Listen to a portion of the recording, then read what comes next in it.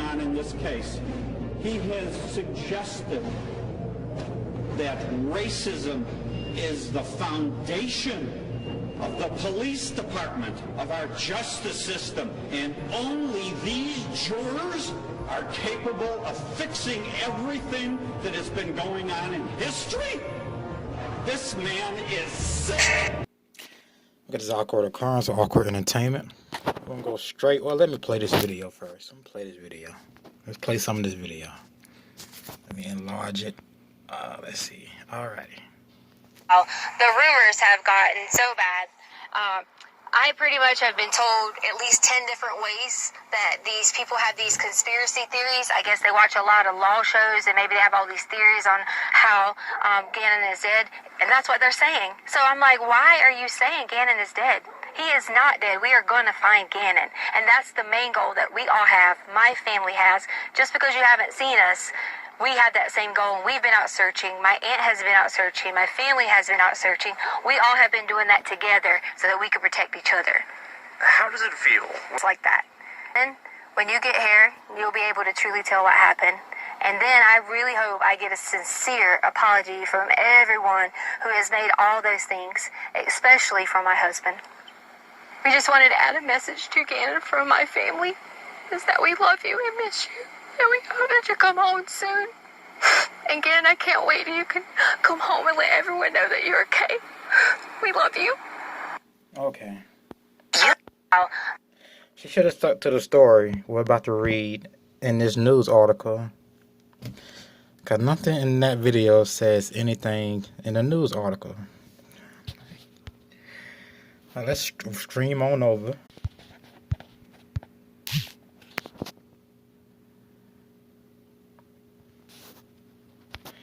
Yeah, we got it already. Got it already. Got it already. Got it already. Got it already. Let's go to Affidavit. Let's start with that one.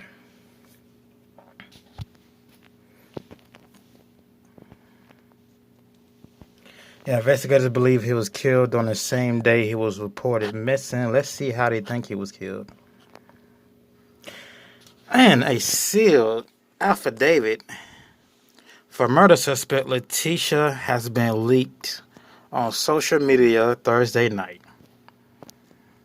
And they confirmed the authenticity with El Paso County Sheriff's Office.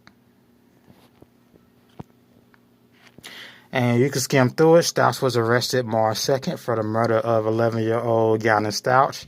His remains were found on March 18th in Florida. They still don't know how she got to Florida.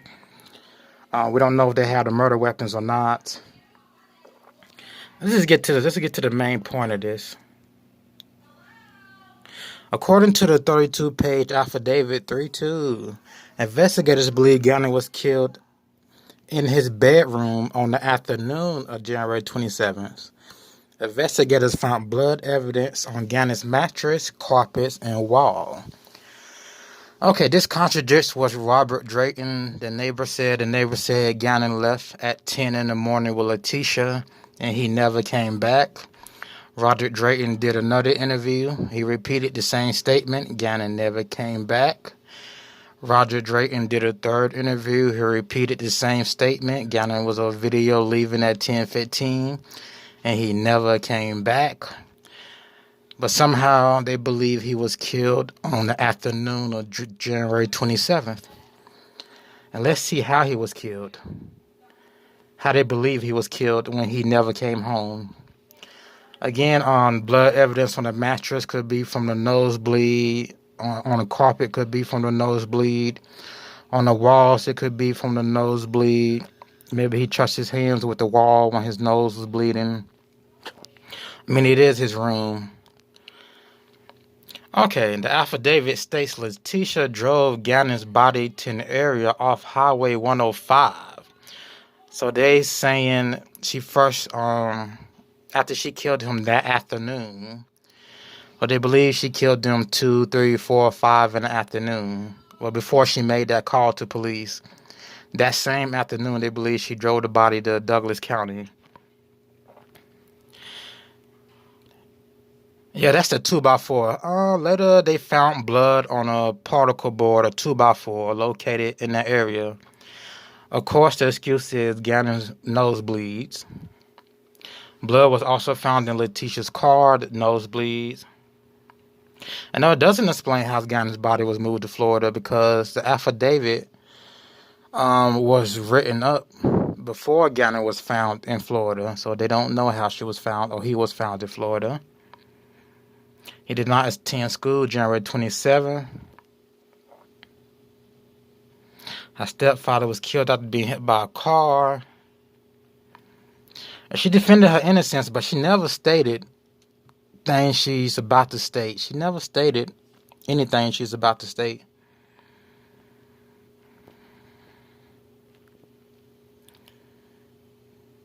Letecia's 17-year-old daughter refused to speak with investigators.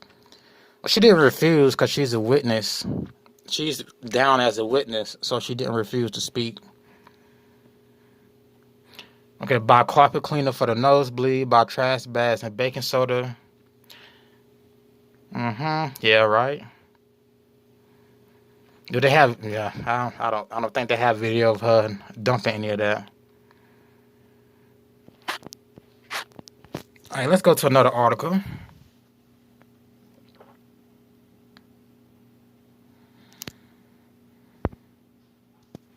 It gets into more detail.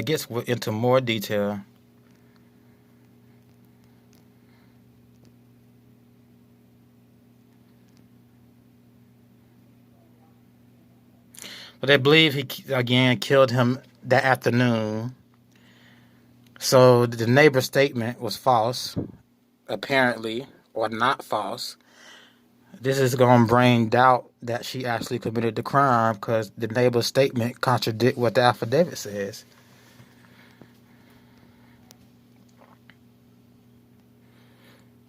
But they never found the body on Douglas County. Okay, images found on Letecia's phone reportedly show Gannon sleeping in his bed on January 27th. Investigators believe he was killed that afternoon. It appears to show two people leaving the residence in the pickup truck the morning of the 27th. And the same footage shows the pickup truck returning that afternoon.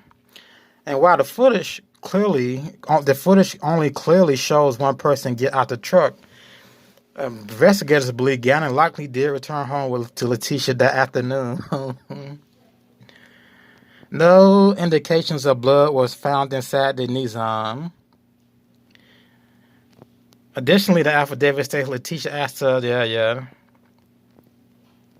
Okay, here go the interesting part. In a January 29th interview, so this was 2 days after, she reportedly said she had been raped by a man named Eguardo who kidnapped Gannon.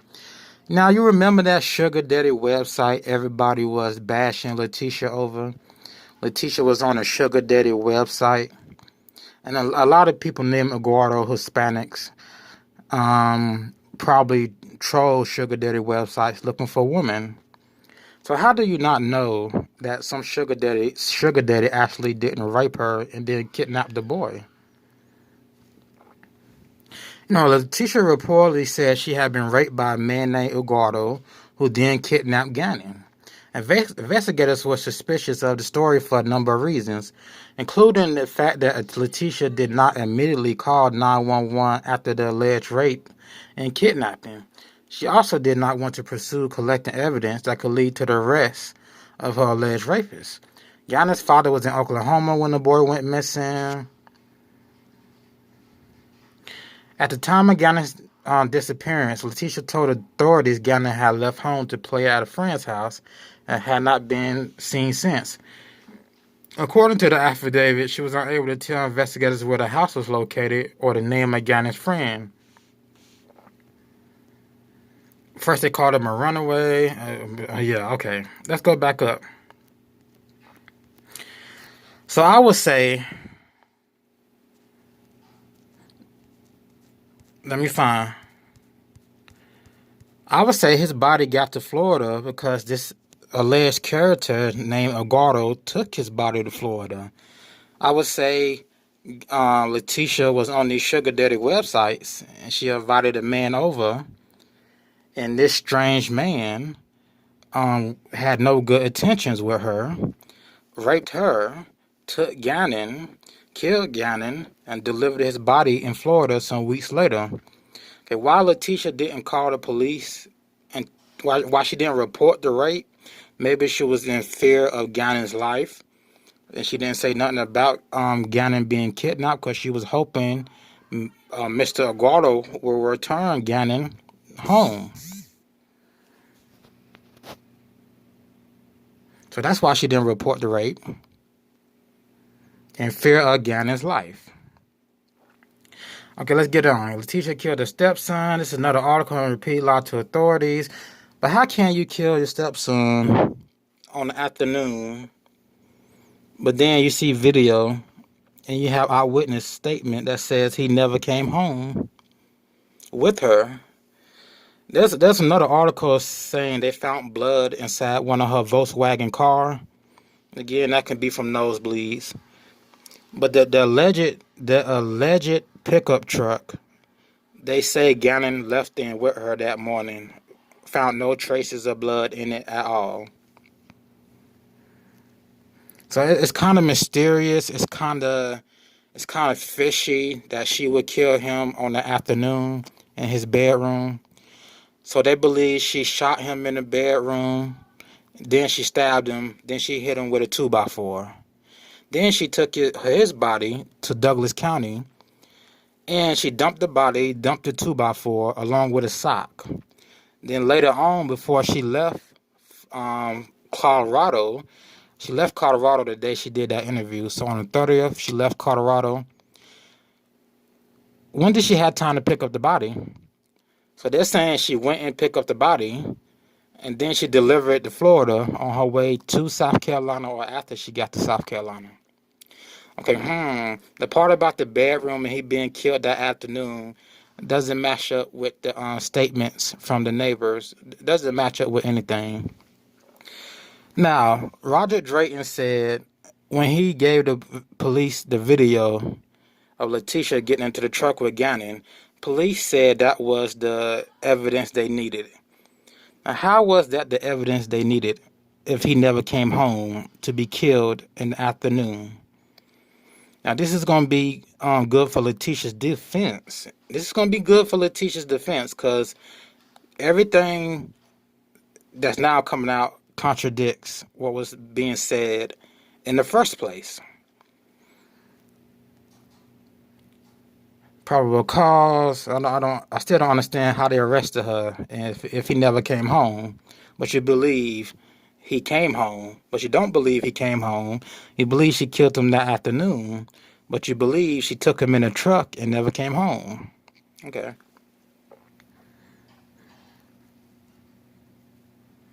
The affidavit, Alicia, yeah, we went through this. Again, they're going to part about evidence of blood was also found inside Letecia's VW SUV, Volkswagen SUV, or Tiguan SUV. On the evening, so after she stabbed him, shot him, and beat him with a 2x4 in the house, inside his bedroom, she somehow is on camera putting his body in a truck. So does Roger Drayton have her moving his body on camera?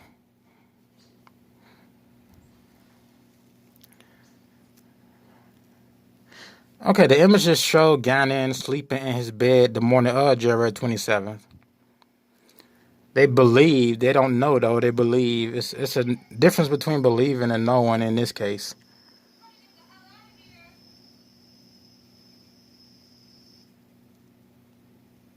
Investigators again believe Gannon likely did return home with Letecia that afternoon.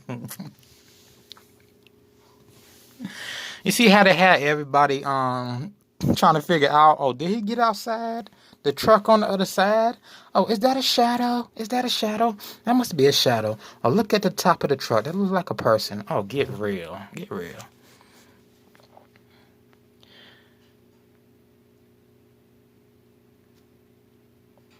Let's keep going. Yeah, she asked her daughter to buy carpet cleaner for the nosebleeds.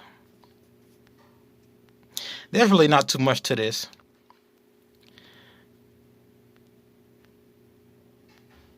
So, there's 32 pages that nobody still has seen. I want to see those other 32 pages. When the Saints, let me see if any new information was released. When the Saints come marching in, how I would love to see that number. When the Saints come marching in. When the Saints come marching. Let's do Crime Online. Here goes Crime Online. Is acting. When the Saints come marching in. Gannon Stauch. Ouch, ouch, ouch, ouch, ouch. Stepmother kills Colorado boy in bedroom, then claims a Hispanic male abducted him after raping her. The same Hispanic male she could have met on that sugar daddy website. Again, the same Hispanic male she could have met on the sugar daddy website.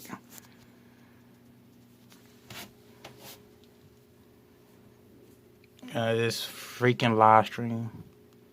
I'm looking at the red dot and it's blinking red and gray and telling me my signal is low. Anyway.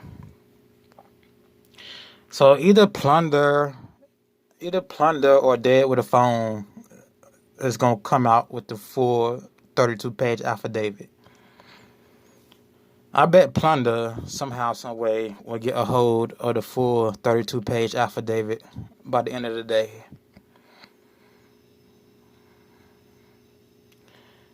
Y'all could skim through this with me.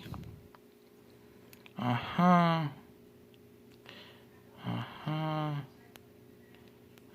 navigation of their website sucks, and they can do without the ads.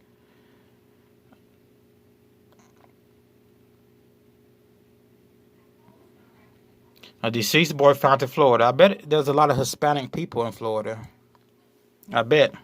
If you look around that part of Florida, Pace, Florida, I bet if you look around where he was dumped, somewhere in the area, in the neighborhood, you'll find a bunch of Hispanics just out there.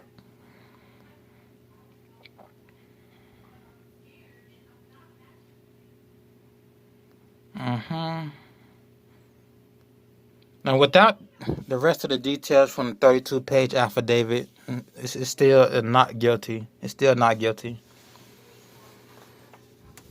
All these details saying is they believe. They don't know, but they believe. And then they contradict their own statement when they had witness Roddy Drayton get on the news and do multiple interviews saying Gannon never came home. So they contradicted themselves there.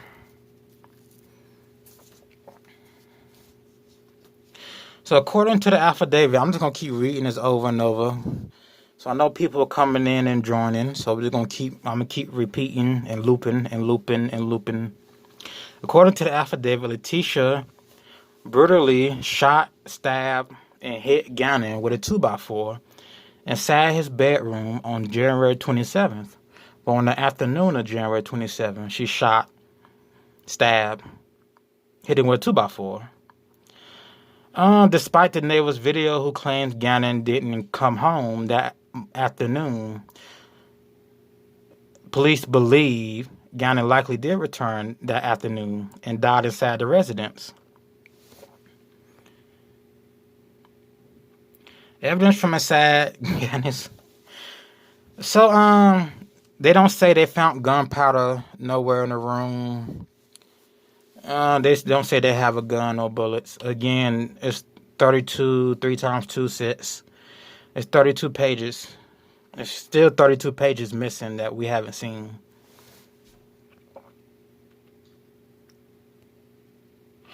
Based on the orientation of Gannon's bed, the vast majority of the blood would be in line with the position of his head and torso.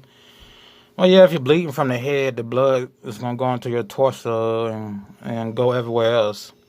Especially if you wipe your hands on the wall after you've been bleeding. Let's read this part. They don't get them freaking ads away from here. The following affidavit submitted to the court for probable cause of arrest. With the victims identified Stauch, Gannon, 928, race, white, gender. I believe Gannon's somewhat Hispanic, right? Your affidavit is Jessica Bailiff, sworn. Let's get to the good part.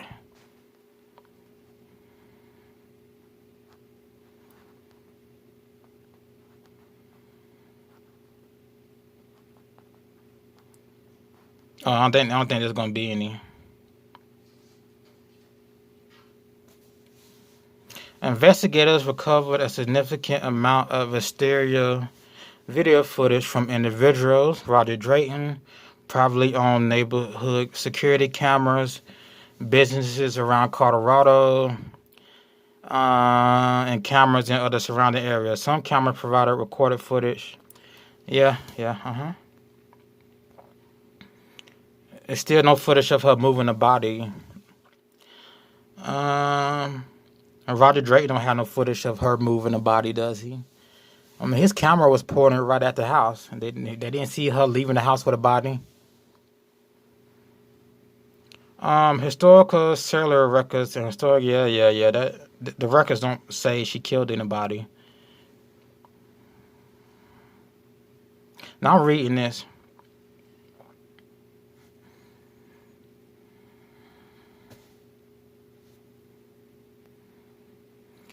Okay, yeah. Following red Nissan, the black Volkswagen, and the white Volkswagen.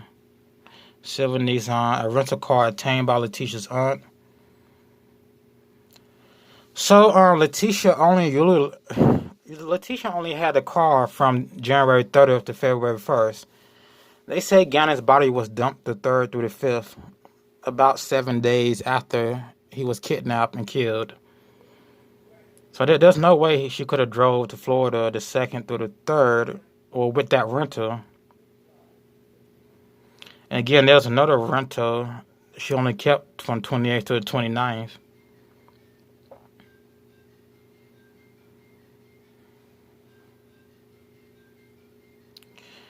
And this is not getting nothing. I was able to locate prior history, a criminal history for Letecia Stauch. That's just character witness stuff. If you read line A, that's just character witness stuff. That's secure. North Carolina teaching. This is stuff people talked about on YouTube to get views for AdSense. Her teacher license, which is important. Her past criminal history, which is important to this case. It's just stuff people talked about on YouTube for views.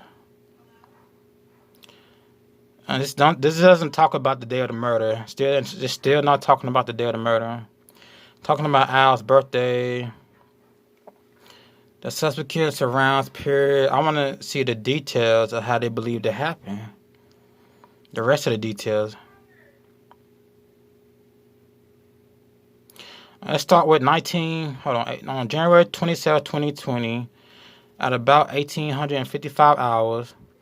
So 1,855 hours, 13 is 1 plus 5, like 6 o'clock, 6:55. Letecia reported Gannon missing. She was instructed to call El Paso County non-emergency line. So did she have... Well, Roger Drayton doesn't show anybody coming to the house around that time. So around 6:55, does Roger Drayton have video of a man leaving the house or coming to the house and then leaving with Gannon? So she called around 6:55.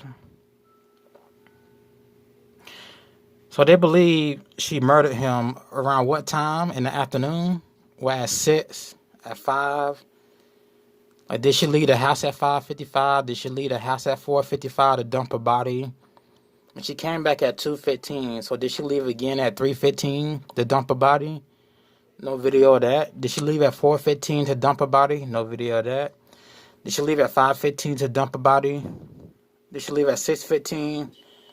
Did she leave at 7:15? Did she leave at 18:55 hours to dump a body? No video of that. Did she leave at 19:55 hours to dump a body? And that's getting into the late afternoon. And they believe it was the afternoon. They don't believe it was night when she dumped the body. And again, I believe she didn't tell them she was raped and Gannon was kidnapped in the hopes that the kidnapper will release Gannon. Her story dramatically changed multiple times. And that's going to be the defense for her story changing is hoping Gannon would come home and he would be able to tell the story. But Gannon didn't come home. Somehow Gannon ended up in Florida dead, and they have no idea how she would deliver the body to Florida. As will be discussed below, investigators do not believe Letecia went to any neighbor's house to attempt to locate Gannon. Well, they don't believe, they don't know if it's true. But they don't know if anything is true that they state in the affidavit. They know they found blood, that's it, and a 2x4. So one of the stories was she went to a neighbor's house. They don't believe she did, but they don't have any evidence.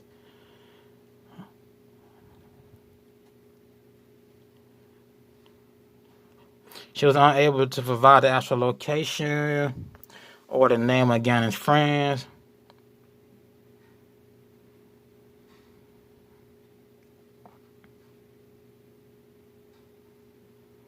Yeah, I can read. I'm reading this.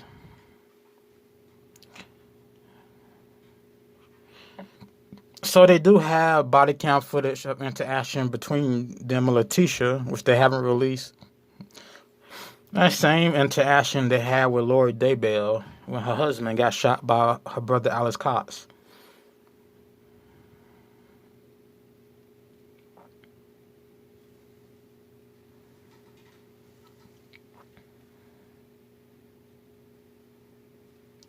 Oh, let's look at this part. As part of this tip line, 2 ransom notes were received by email demanding money in the form of Bitcoin, because you can't trace Bitcoin to anybody, in exchange for Gannon's return. Wow. That lines up to what Letecia said about Gannon being kidnapped by this dude named Eguardo. And people going to say, well, she called in and made those tips. People going to say, well, she called in and said and made those ransom notes herself. Right. Let's see if the ransom notes were made by a male or female. Investigators took steps to validate these ransom notes, including resolving and geolocating the IP address from the email headers.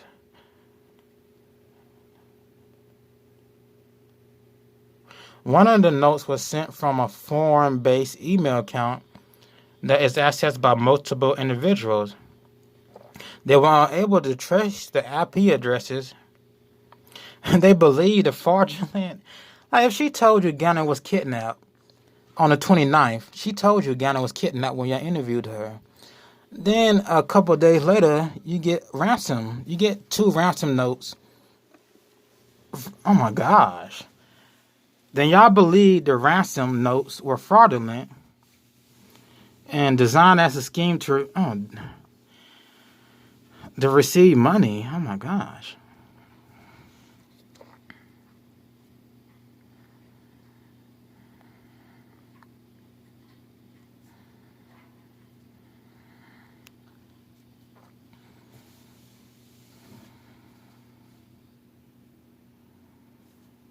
So she sent her daughter Harley, not Harley Dilly, Harley Hunt, to look for Gannon at a park. She lied to investigators on multiple occasions. She has unexplained abnormal behavior, such as obtaining a rental car, disconnecting her cell phone from the cellular network for an extended period of time. Well, they don't know if the false reporting on alleged rape, they don't know if she was actually raped or not. They believe she wasn't. They don't know. Abnormal patterns of travel, but they don't have her traveling to Florida. Involving story with material changes.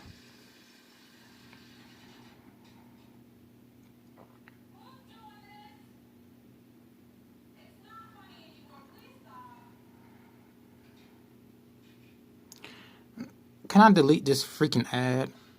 Okay. The following session will outline what investigators have learned about Letecia's activity on the 27th of January 2020 and outline the period when Gannon was likely murdered. And likely murdered is speculation. This is just speculation for, we want to arrest somebody. We have speculation, and we're going to use this affidavit as probable cause to make a speculative arrest. Some of the information contained in this session will be repeated in other portions of this affidavit. Let's continue to line 25. We are on line 25. Investigators believe that Gannon was murdered by Letecia in the afternoon hours. So, approximately around 12, 13. Also, they believe around 2:14 he was murdered. So they believe Gannon left at 10 with her, came home at 2:15. So they believe he was murdered right when he got home in his bedroom. 14 hours is 2:14 in the afternoon. They believe she murdered him around immediately in his bedroom after they returned. They believe she murdered him. And then at 2:14, at 6 o'clock, at 6 o'clock, she called the police. So 4 hours after murdering him, she called the police, they believe. So in between 2:15 and 6:55 p.m., did she leave the house? Is there video of Letecia Stauch leaving the house January 27th between 2:15 p.m. and 6:15 p.m. to dump a body in Douglas County? Let's continue to read this, people. More specifically, they believe she murdered him in his bedroom. Physical evidence, which is not really proof. Physical evidence recovered from the residence and inside Gannon's bedroom supports that a violent episode or event occurred in his bedroom, which caused bloodshed, including blood splatter on the walls. Like, if she cleaned the bedroom, why she didn't clean the walls? And she supposedly sent Harley to go get baking soda. Why didn't she clean anything? Blood splatter on the walls and enough blood loss to stain the mattress. Yeah, if you have nosebleeds, you bleed on the mattress, soak through the carpet pad, and stain the concrete below. His bed. I don't know if we're going to get to see the photographs. We are on line 26. Based on evidence recovered, Gannon's remains were eventually brought through the house into the garage and likely loaded in the back of Letecia's Volkswagen SUV. She didn't clean the murder scene. If you found blood, she didn't clean the murder scene. So that's why I say the blood is from his nosebleeds. So they believe she took his body through the garage. Let's continue to read this, y'all. After cleaning the murder scene, Letecia utilized the truck to transport and dump Gannon's remains. Okay, so they believe she kept the body inside the house for a whole day until the 28th. She called the police the 27th, everybody. His body was still in the house inside a truck. So police didn't check inside the truck for a body. Because they did search the house, but they didn't search inside the garage, inside the truck. Let's keep going here. Letecia likely disposed of his remains off of Highway 105. They keep saying likely because they don't know. This is their speculation. Off of Highway 105 on Perry Park Road in Douglas County. Let me see if I can get some more light to this.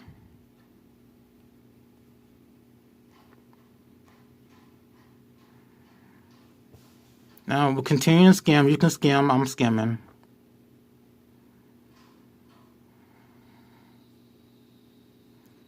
Of course, he had nosebleeds.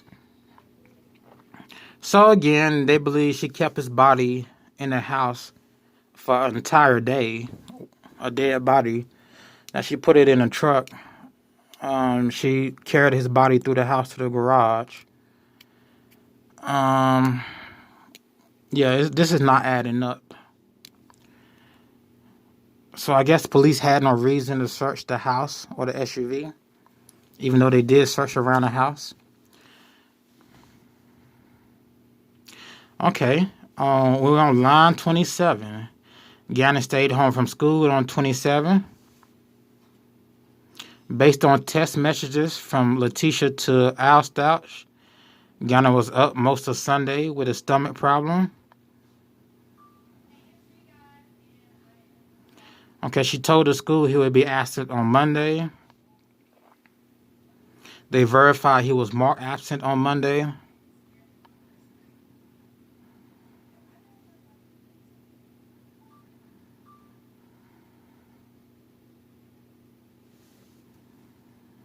Okay, she told her job her stepdad was killed by a car and able to get the day off to care for Gannon.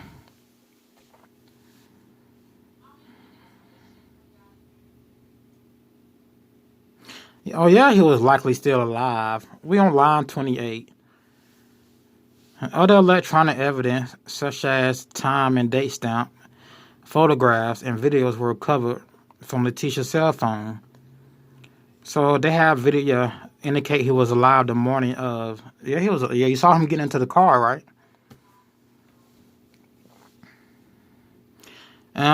Paragraph 54. We're not on 54. We're still on 24. So if we get to 54, it's supposed to be photos. I'm going to skim through this. Okay. Images taken on Letecia's phone at or about 8:13 in the morning on January 27 shows Gannon sleeping in his bed.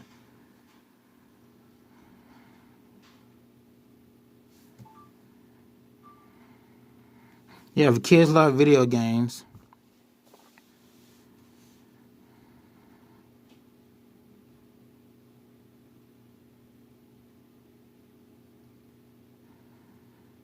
Can Nintendo, maybe she searched can Nintendo find my Switch to find Gannon.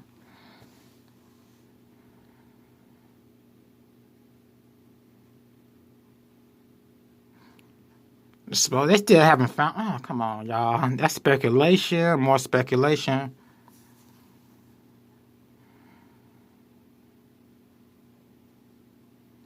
Yeah,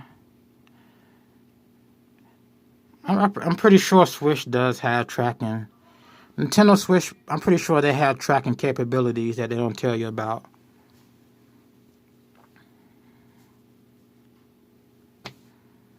"31 investigators located video surveillance from a neighbor surveillance."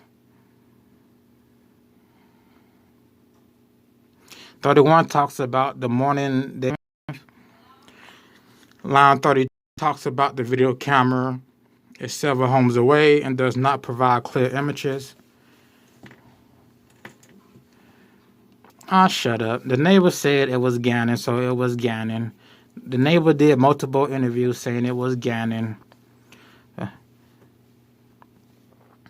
The video, the truck returned at 2:19. This is around the time they believe Letecia killed him. So they believe immediately after they returned, he went to his bedroom. At 2:19 they returned. At 2:21 he was in the house. At 2:24 he was in the bedroom. Hold on. 2:19 they returned. 2:21 he was in the house. 2:24 he was in the bedroom. By 2:30 she had shot him, stabbed him, and beat him with a 2x4. Hold on. I might have to do a part 2 because the connection is acting funny. Let's continue. We're still on 32.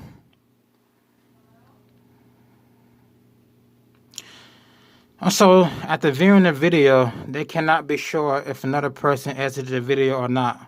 But I submit Gannon likely did return. Line 32, they are not sure. Line 32, they are not sure Gannon returned home. Line 32, they speculate Gannon returned home, but they are not sure Gannon returned home. So do they not have video of the other side from other residents? Oh, gosh. They do more speculating than we do. They talk about us speculating. Like, this affidavit is filled with speculation. I guess that's why they call it an investigation. Investigation must be another word for speculation. Let's continue on 32.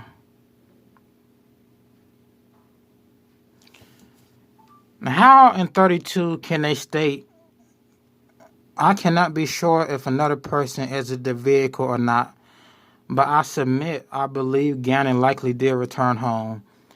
How can they say that if they have hours of footage? If you have hours and hours of footage, how can you speculate? How can you say you don't know? We're on 33. This is about the ADT. I believe Plunder did an ADT video about Letecia Stauch.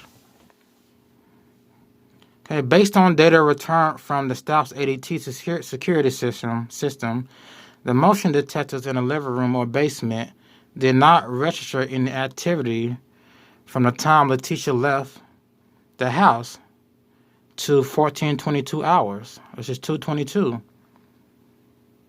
That's 12, yeah, that's 2:22. Yeah, Lena was at school, they say, and Harley was at work.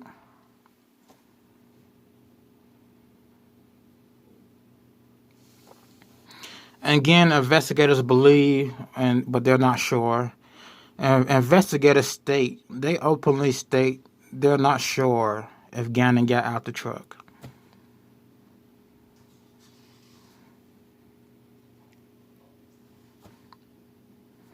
"34 talks about cell site information.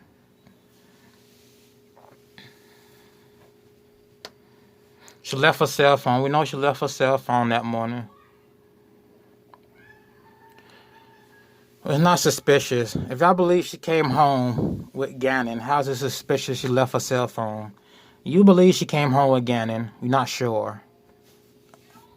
So that's not suspicious at all. We on 35.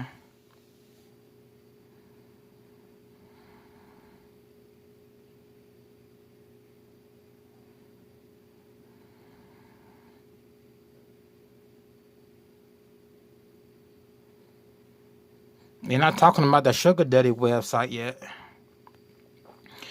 35 is talking about how much time she spent on Facebook in between the time period. Move on to 36.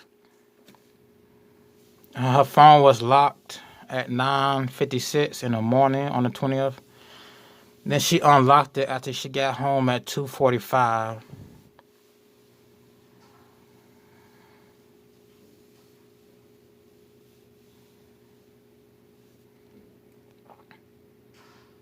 Okay, 37.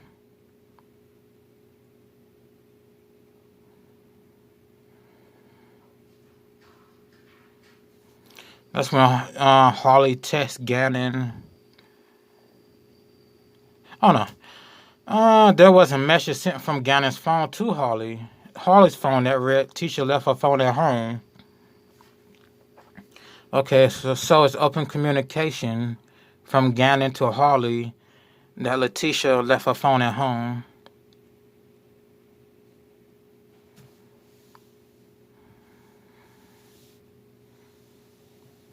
Okay, this is talking about she traveled to Petco, Nevada Ave, Colorado Springs.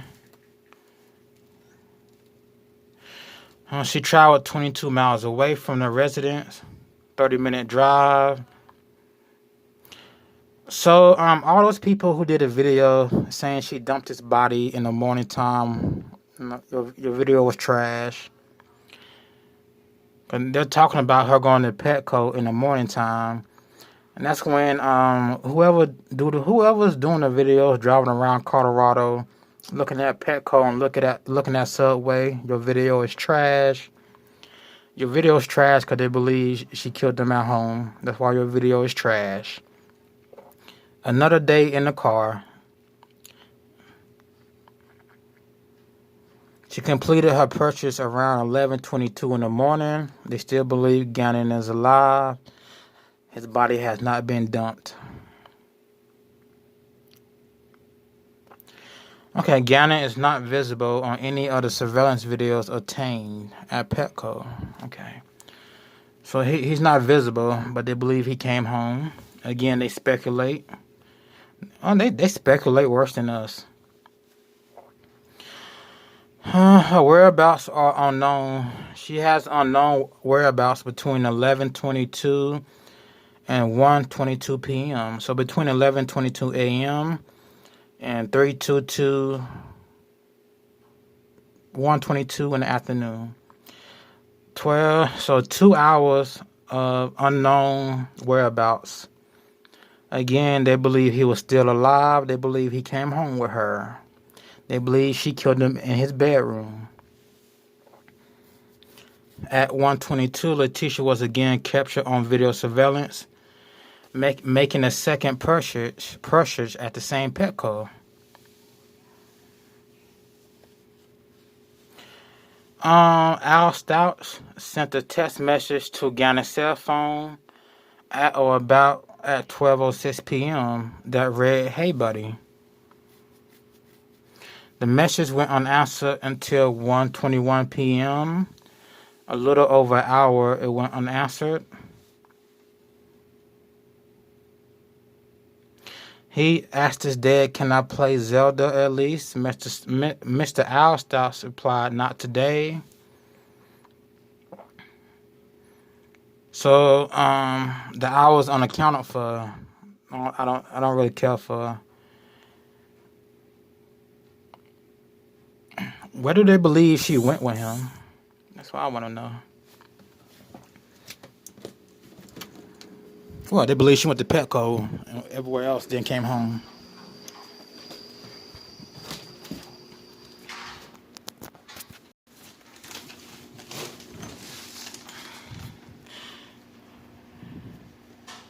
Well, paragraph 39 is interesting. 39 is interesting to me. Okay, we're on paragraph 40. Well, 39 just blows everybody else's theories out the water.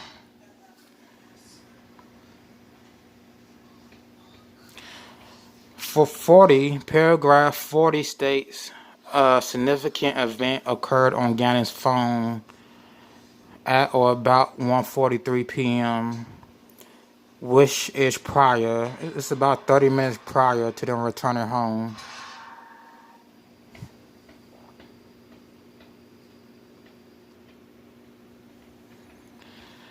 There was an internet search for "Can my parents find my cell phone if it's off?"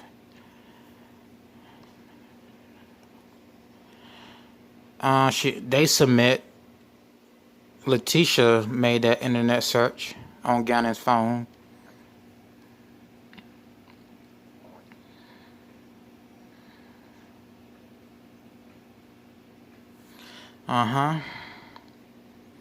That doesn't prove anything. We're still on 40. However, I located other internet searches with a... Oh my gosh. Let's go to 41.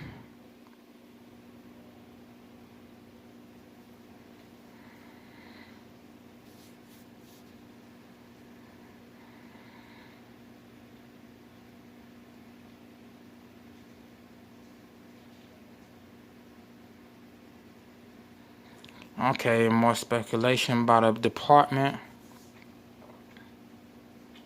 We're on 42.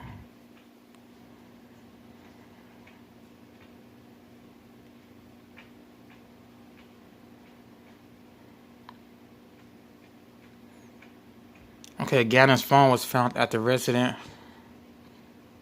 Okay, 42 doesn't make sense. 42. Gannon's phone, we're at the end of 42.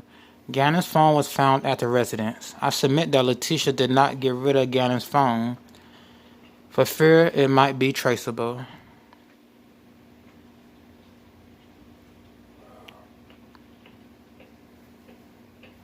The Nissan returned at 2:20. A search warrant authorized by the court was executed. Well, they found no blood inside there, so the people who saying she killed them in a truck or took his body somewhere were just lame. Letecia had been without her cell phone for hours. Her screen was not unlocked until a couple hours later. 25 minutes, that's repeating some other stuff. So 44 is repeating stuff we read in the up below.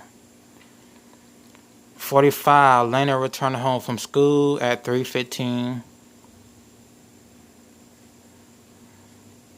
Okay, during a recorded forensic interview, investigators, Lena stated, they talked to the daughter Lena. She stated she returned home. Letecia told her Gannon was asleep. So at 3:15, Gannon was asleep. That's what Lena told him. And that she could not see him. They believe Lena was sent outside because Gannon was likely dead and Letecia was cleaning up blood from inside the house. But they don't know that to be true. They submit, but don't know that to be true. At 3:55, Mr. Stauch sent another message to Gannon's phone. He sent another message saying, "Hey, buddy." That message was not read until 1940 hours. Okay. It wasn't read until 7:40. And they're speculating he was likely murdered by that time. We're on 47. Based on the stereo video footage, Harley arrived at the residence in a white Volkswagen Jetta at or about 1600 hours, 4:42, and picked up Lena at or about 4:52. That's when she sent a message to requesting carpet cleaner, trash bags, and baking soda.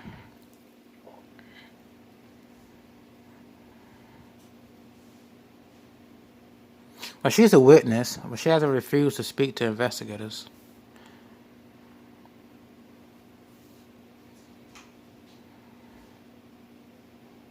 And she was at work. To be clear, investigators have we're on paragraph 50. To be clear, investigators have not located any evidence that any person other than Lena and Letecia had access to Gannon between 10 p.m. and 10 a.m. and 5:34 p.m. on the 27th. Statements and images captured on body camera on January 27th. Your affidavit was reviewed, warned body camera in the workplace. Obtained by deputy that responded. After responding, the teacher provided verbal consent for them to search the house with Gannon.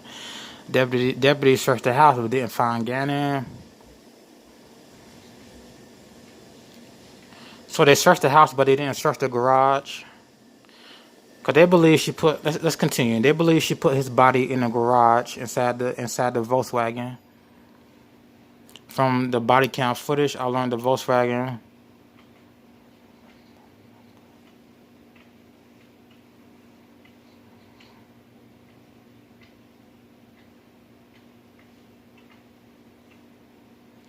The position of the Volkswagen in the garage is significant, specifically because of the confirmed presence of Gannon's blood in the garage. So his blood was in the garage below the area where the rear hatch of the Tagon would be, and a positive reaction to Blue Star Regiment. Why would it be blood on the rear bumper? Anyway, they believe it was blood on the rear bumper. And again, why would there be blood on the rear bumper?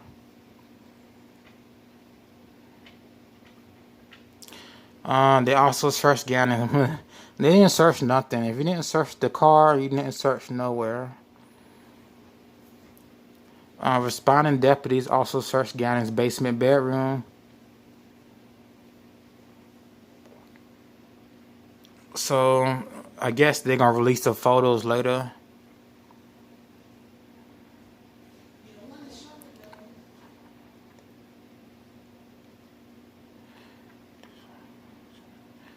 This photo, well, we don't have the photos. Let me skim over this because we don't have the photos.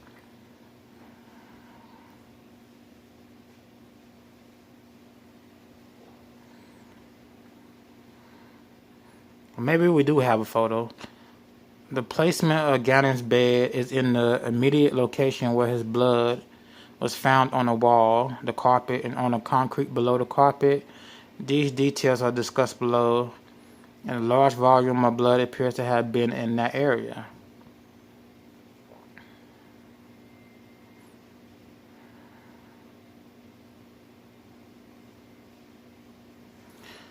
Well, they submit logical speculation.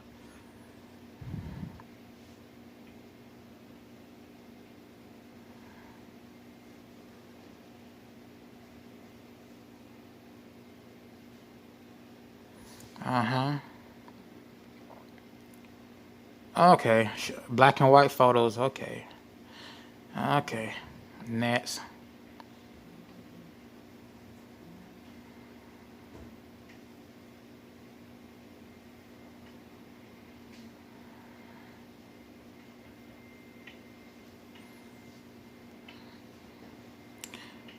We'll continue on. The photos are blurred out. Okay, Al spent the night in Denver on the 25th and flew out to Denver on the 26th. Okay, Mr. Al Stauch spent the night in Denver on the 25th. Okay, and he flew out of Denver on the 26th.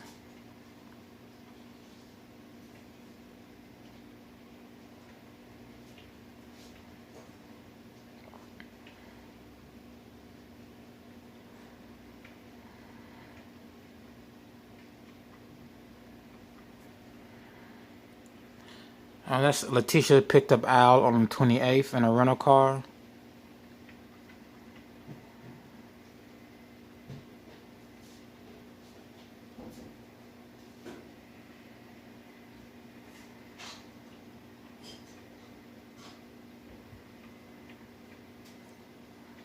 Now you would think if there was blood on the car, she would have cleaned the car because she would have saw blood. But okay.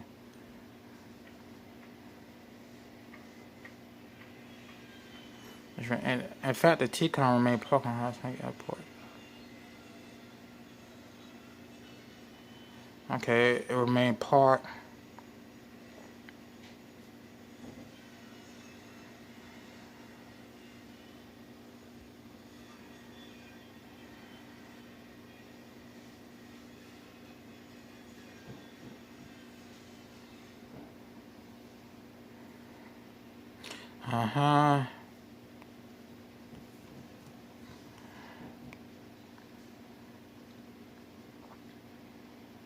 Between investigators and Mr. Stauch, a search for the SUV was conducted, and they could not find it.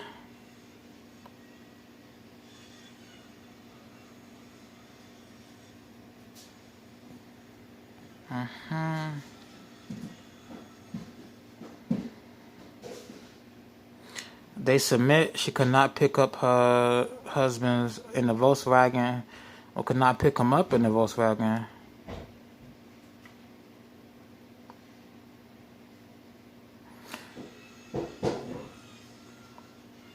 let's go back up. So the same day she dumped the body, they believe, is the same day she picked up Al.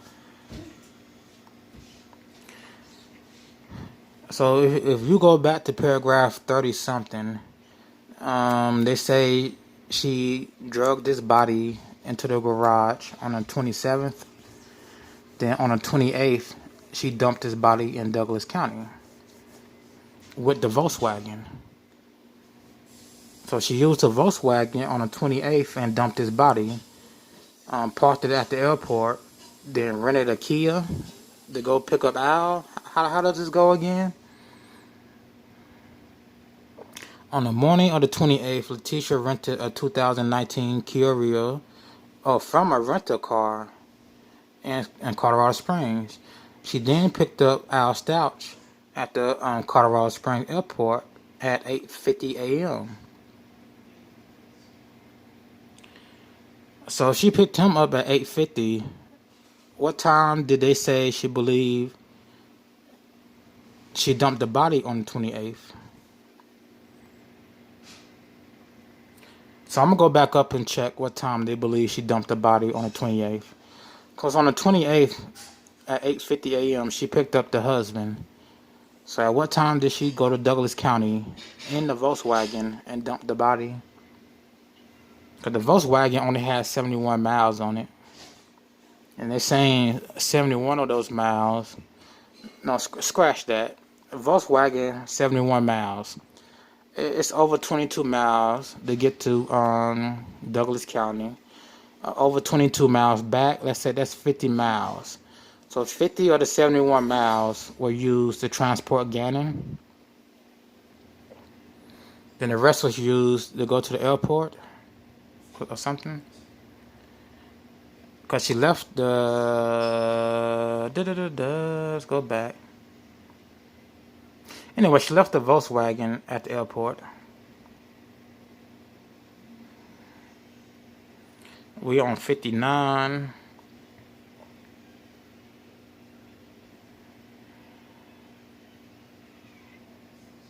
Yeah, she only put 71 miles. Yeah, on the Volkswagen.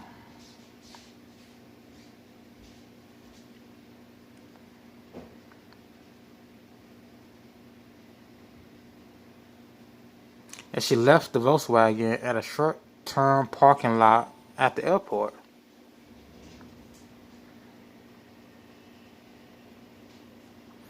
So she removed it 1900 hours.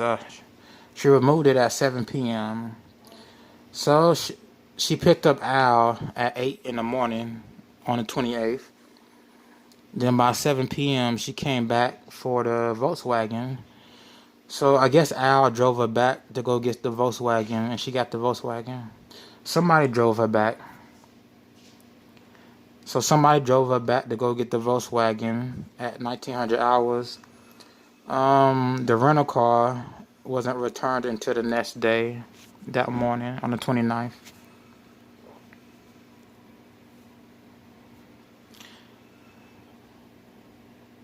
And they believe she didn't pick them up because it... No.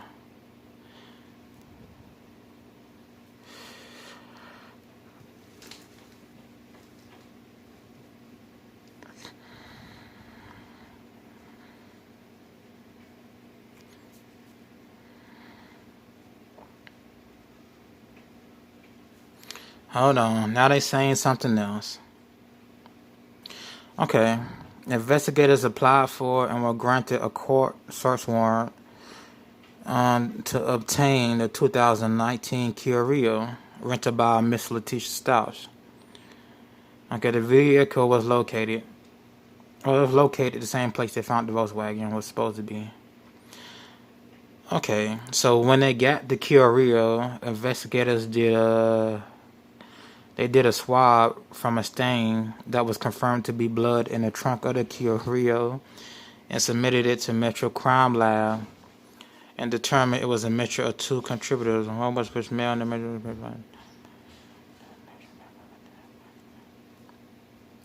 Okay, so the blood didn't match because the blood was determined to be a mixture of two contributors. One of which was male, and the major male profile did not match Gannon's DNA, which somebody else had blood in that car. I don't know what that's about.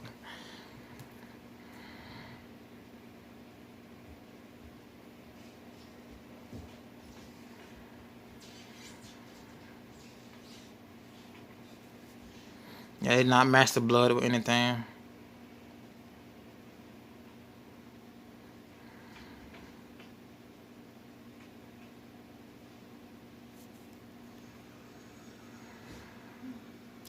They found no GPS data or location history. Oh my gosh. For the Kia Rio, so it's supposed to have GPS data on this Kia Rios. 2019 is supposed to.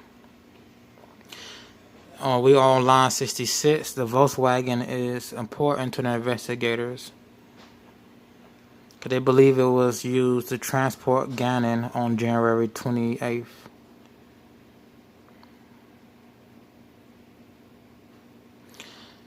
Okay. So they do not know the locations of the Volkswagen between 7:02 28th to 1200 hours on the 29th.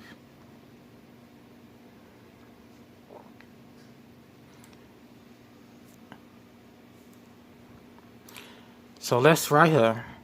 Investigators believe Letecia dumped Gannon's body on the evening of 28th or the 2020th. She picked Al up on the 28th. Let's go see. Didn't she pick Al up on the 28th though?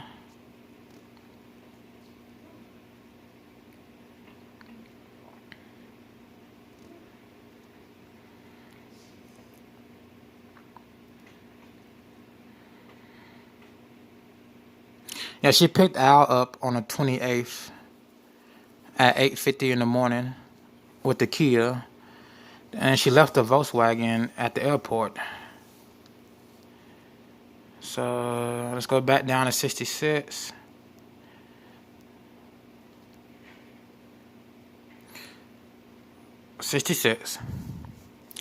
They believe she dumped Gannon's remains on the evening of the 28th. So Al was already home on the 28th because he got home. He arrived at 8 in the morning in Colorado. So they believe his body was sitting in the airport inside the Volkswagen SUV.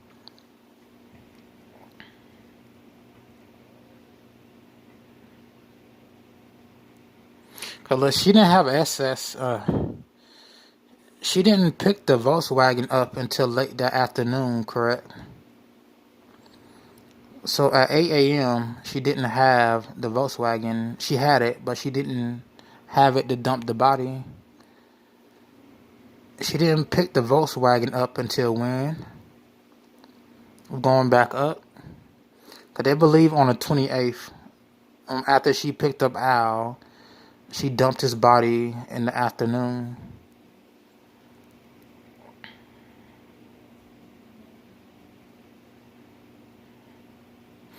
Okay, in fact, the Volkswagen remained parked at the airport until 7 o'clock that afternoon. Okay.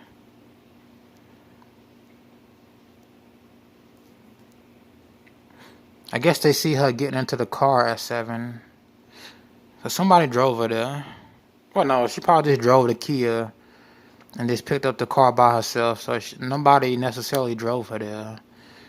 The rental place is next to the airport, more than likely. So 7 o'clock, she leaves the airport with the Volkswagen.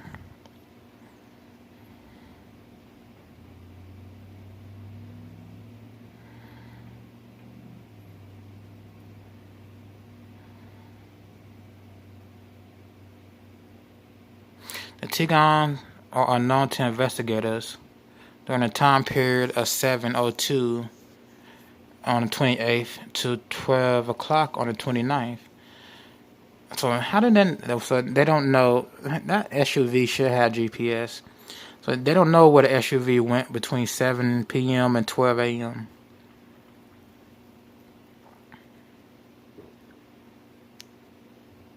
And the very next day, they took the SUV the very next day. She reported him missing the afternoon, the 27th, she reported him missing. The 28th, she picked up Al and allegedly dumped the body. The 29th, they seized the Volkswagen. That's suspicious, because by the 29th, like, come on. She also did an interview on the 29th where she claimed she was abused by a guy named Eguardo. She claims this guy took Gannon. So the same day she did her interview with the police on the 29th, they seized the Volkswagen after they did the interview, which is suspicious. It's very suspicious.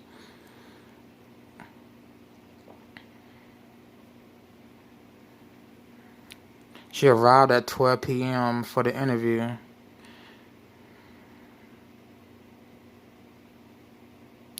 Investigators noted that the vehicle was okay. So what? She cleaned the vehicle. So what? Why would she take that vehicle if she used it as a means to transport the body? Does that make sense? Could have took the rental car.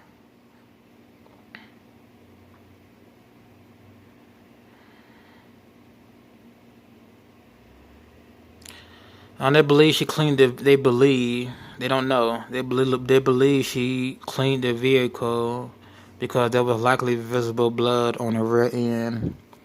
Yeah, visible blood. Yeah.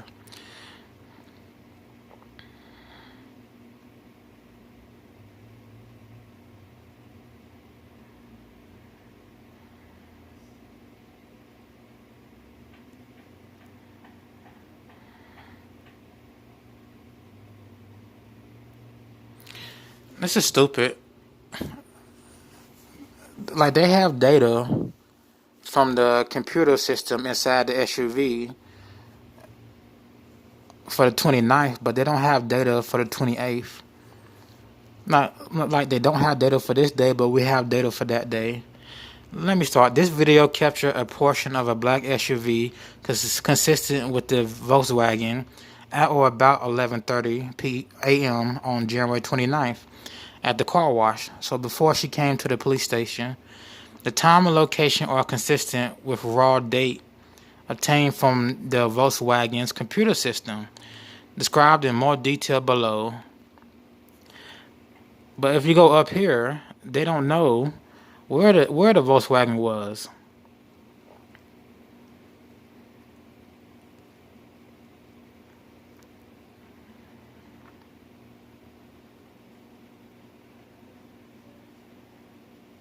The definite locations of the Volkswagen are unknown to investigators during the time period of 7 p.m. on the 28th and 12 a.m. on the 29th. But down here, we know it was at the car wash. Investigators applied for and were granted a search warrant for the Volkswagen. Yeah, that's stupid. Stupid. They seized it the same day. That's stupid. Whoever write these scripts are stupid.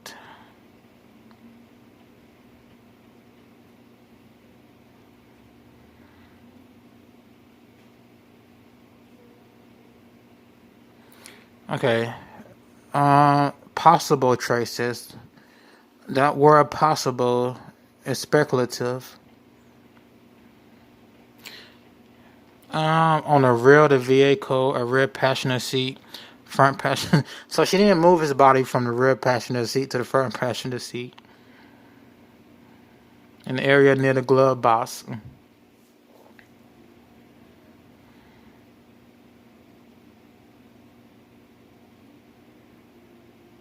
Okay. Swabs from the truck area were sent to Metro Crime Laboratory for analysis. Those results revealed that a DNA profile could not be developed, and swabs from the trunk was negative. for the presumption presence of blood.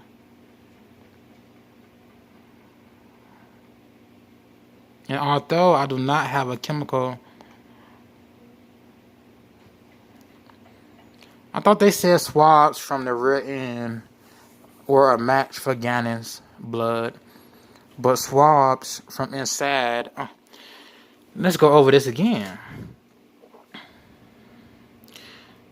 Portions of searches revealed possible traces of blood on the rear of the vehicle, a rear passenger seat, a front passenger seat, in the area near the glove box based on forensics.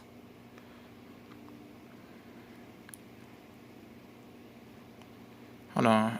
So was those positives? In a summary, the forensic portion of the search revealed whatever revealed possible speculative traces of blood. Swabs from the trunk area were sent and were negative. So that's in her favor, negative. Okay, let's go on to page 10. Oh, we got 20 more pages of this crap. Let's see. I have learned that it reacts with iron. Found in blood when applied, emits a blue glow when a reaction occurs. I'm also aware that there are things other than blood that could also cause a reaction, such as other chemicals, and I do not submit that just because one reacted with substance, that the substance must be blood, and only that there's a strong possibility of blood, the positive reaction. Again, it came back negative, though. They couldn't find a profile for it. It came back negative. So they couldn't say it was Gannon's blood. Those tests, they couldn't say it was Gannon's blood.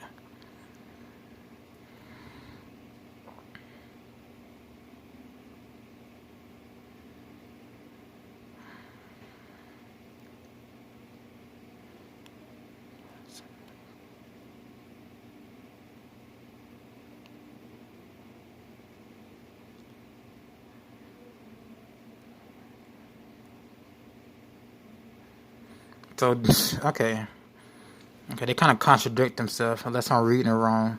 Okay, so far, they can't link the blood in the car to Gannon. That's what negative means. Let's go back to negative.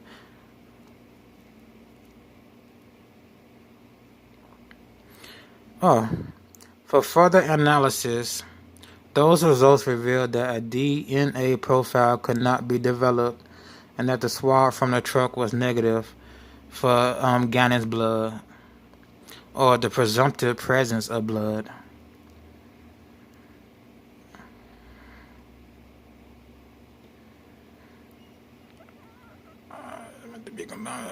Yeah. 69 is speculation.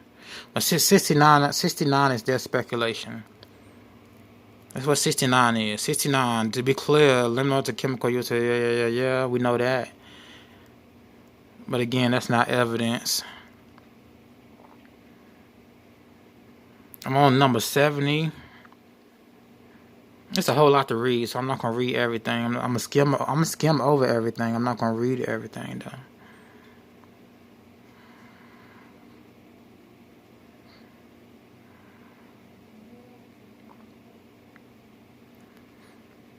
Well, there was blood on the garage because he had nosebleeds.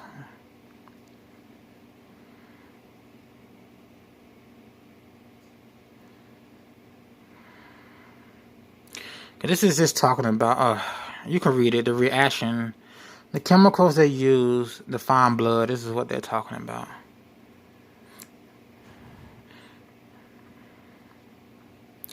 However, the Metro Crime Laboratory did not return a result from the truck of the Volkswagen.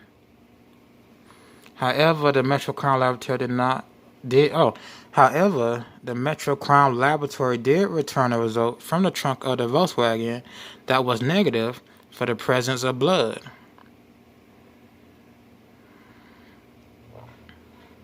Okay, investigators believe blood was likely in contact with the bumper of the Volkswagen. And they believe while she was loading, Gannon remains in the trunk. Yeah. But again, it came back negative.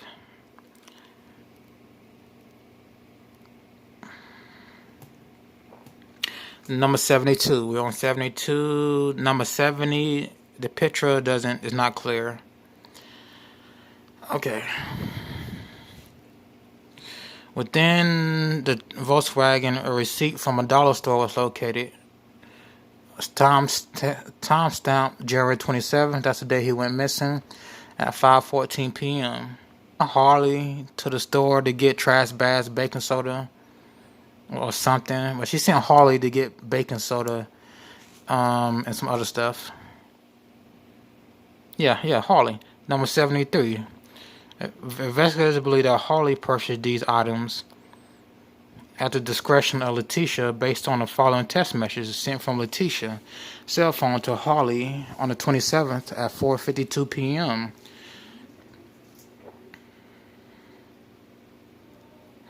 A carpet powder, 2 things, baking soda, trash bags.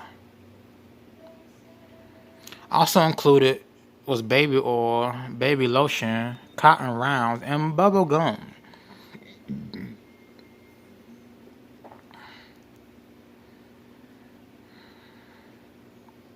Yeah, well, they need baking soda and vinegar because Gannon has nosebleeds. But again, it is strange.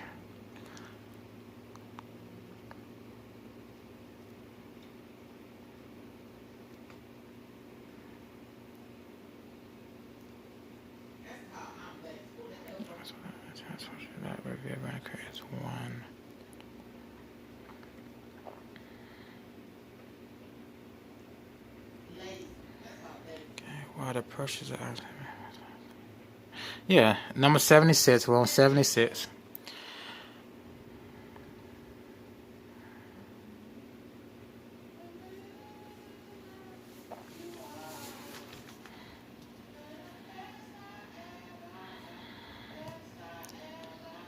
Also located was a parking receipt from the Colorado Springs Airport that documented the Volkswagen was brought into the airport short-term parking lot at 8:30 or a.m. or p.m. Okay, a.m. 8:30 a.m. and left the lot at about 12. I gotta keep doing these military times. 7:02 p.m. Okay, awesome.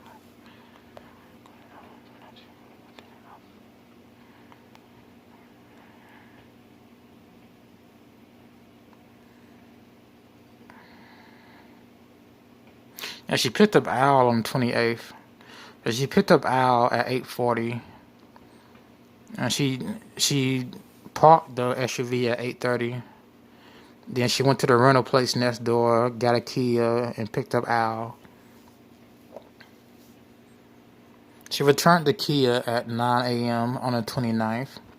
So a couple hours before she had to go to the police department, she returned the Kia.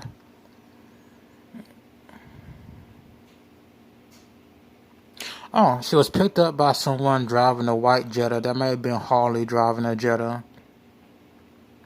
They are able to confirm. Harley is a witness.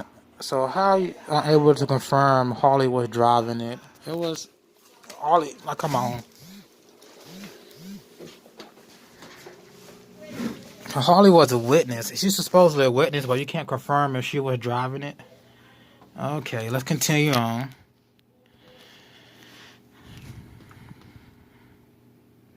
Investigators are able to confirm that Harley was driving the Jetta, but it is her primary vehicle, and her historical cell site location from her cellular telephone workers support her phone was in the area. As such, I believe Harley was likely driving the Jetta. Okay, that's to the airport and whatnot.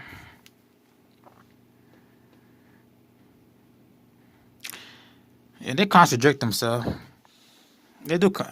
When it comes to this Volkswagen, they contradict information they picked up from the computer system, which we all know computers don't need computer systems. Cars don't need computer systems to operate. You don't need to put a computer system in a car in order for a car to move. That's just a side note. That's just a side note.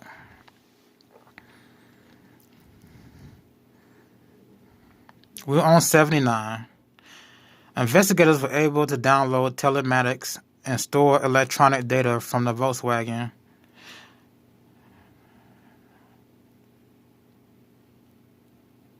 They keep pointing to paragraph 152. Dude, I'm too far away from 152.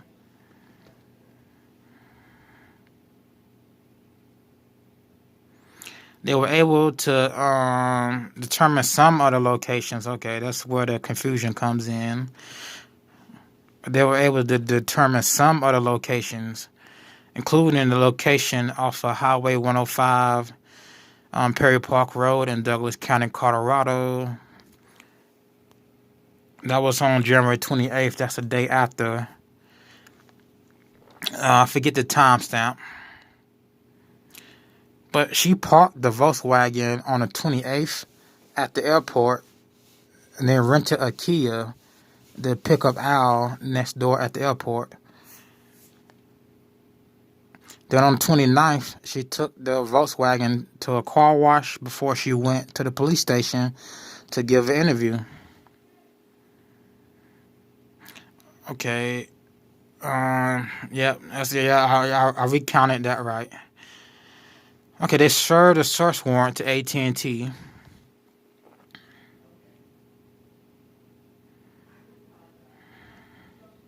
Between 8:30 and 10:20 on the 28th, the Tagon was generally in a greater number.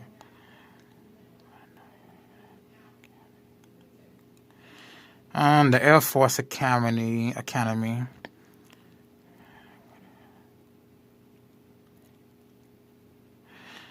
Was generally in the greater northwest portion of Colorado Springs, and likely also in the area north of the Academy. So they believe she dumped his body between 8:30 and 10:20 p.m. So it wasn't the afternoon. They believe at nighttime. So Al was already at home. Al got home at 9 in the morning. She picked Al up on the 28th around 8:40 a.m. in the Kia.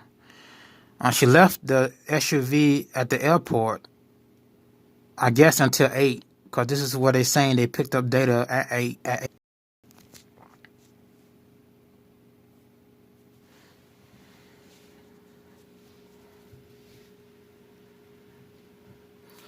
Of note, during the time period of 8 and 10 on the 28th of 2020,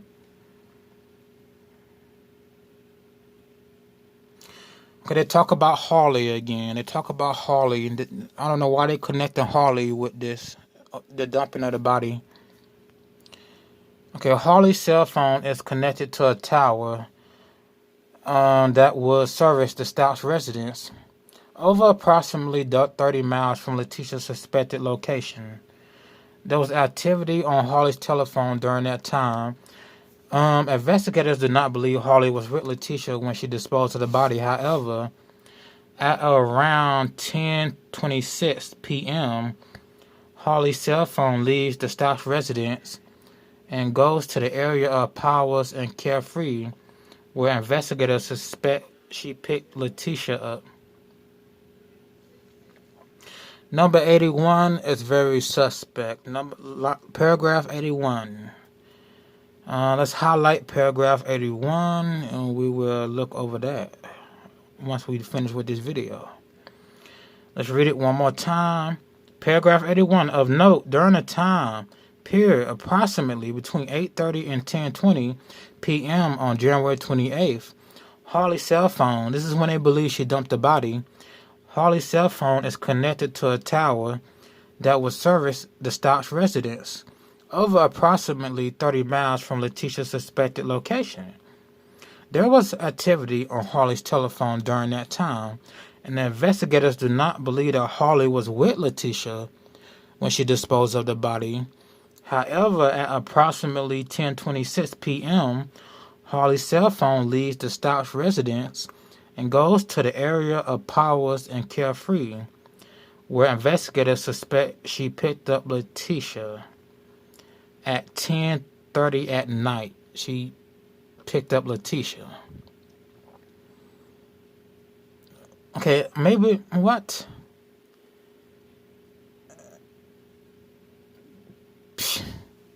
Why would she pick up Letecia if Letecia is driving the Volkswagen to dump the body? Maybe they explain 81 better below. Because they believe Gannon's body was dumped around 8:30 and 10:20. So how's she gonna dump a body if you suspect Holly went to pick up Letecia? Investigators were able to determine some of the locations. I'm on 79. Back at 79. They were able to determine some of the locations of the Volkswagen on the evening of the 28th. And that's where they believe. That's when they believe she dumped the body.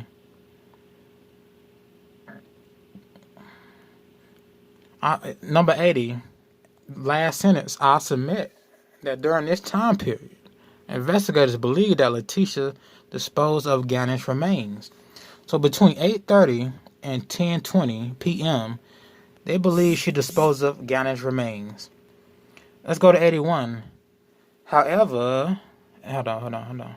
However, at approximately 8:26, not 8:26, at 10:26, Harley's cell phone leaves the Stauch residence and goes to pick up Letecia.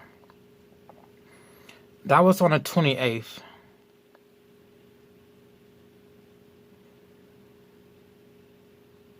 On the 28th of 20, I'm back at 79.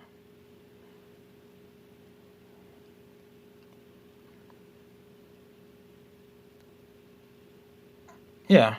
Investigators believe she dumped his body between 8:30 and 10:20. They believe Harley picked up Letecia at 10:26, or she left the house to go pick up Letecia at 10:26. Okay, maybe they'll tell us why Harley had to go pick up Letecia. Now I'm gonna do another video about this because I gotta make a shorter video about all this. The 29th of January 2020. Interview and a report of alleged rape by Letecia Stauch. Oh my gosh. Okay, so far from 1 to 81, paragraph 1 to 81, we have the, Lord. They searched the house, blood evidence. They used some chemical. The blood profile came back negative. Harley driving a Jetta. Harley picking up Letecia. More searches. Blood stains on carpet, blood stains on wall. They believe she killed them in the house, in the basement room of the house. Blood stains on the wall, blood stains on the carpet, blood stains on the concrete under the carpet. She rented a Kia. She picked up Al from the airport at 8:40 a.m. on the 28th. She left the Volkswagen at the airport until about 10 that night. Then things get confusing on paragraph 81. Harley leaves the house at 10:26. Her cell phone pings. She's in the area of Powers and Carefree, where investigators suspect she picked Letecia up. For 81, maybe I'm not connecting the dots. Paragraph 81 doesn't explain paragraph 80. Paragraph 1 through 80 doesn't explain 81. So I thought Letecia picked up. Here's how it goes. I thought Letecia picked up the SUV around 8 at night. And the body was still in the SUV when she parked it at the airport around 8 a.m. So the body's sitting at the airport until about 10 at night on January 28th, or 8 at night. Then she goes get the SUV. Then she goes dump Gannon's body off of highway. What highway did they state she dumped Gannon's body? Highway 105, South Park, on South Perry Park Road in Douglas County. That's where they believe she dumped the body on the 28th, the evening. For what reason does Harley has to go pick up Letecia if Letecia has the SUV? So later on, I will go back and connect those dots myself. Let's move on to Letecia's interview. Okay, give me a second. Okay, we're on January 29th, 2020. Letecia's interview. Alleged rape. Reports of rape by Letecia to investigators. Okay.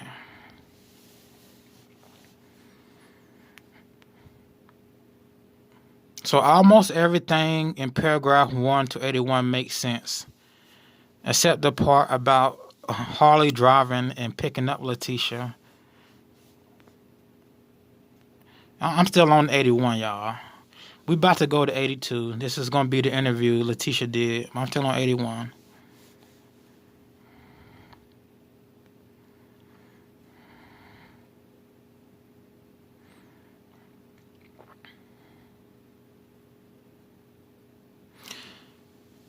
Okay, the data revealed, I'm on 80. The data revealed about 8:30 to 10:20, the SUV was in the greater northwest portion of Colorado Springs and likely north of the Air Force Academy in southerly Douglas County.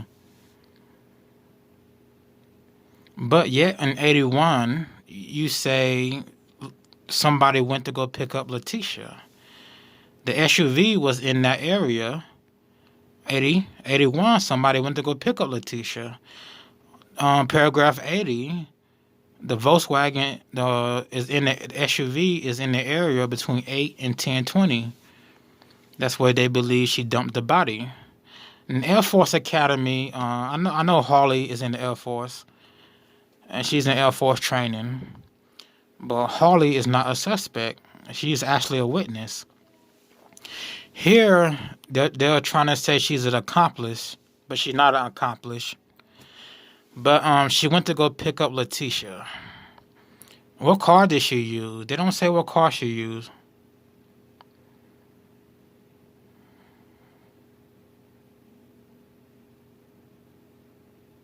They don't believe Harley was with her when she disposed of the body, however. Okay. So paragraph 80 and 81, they have to clean up.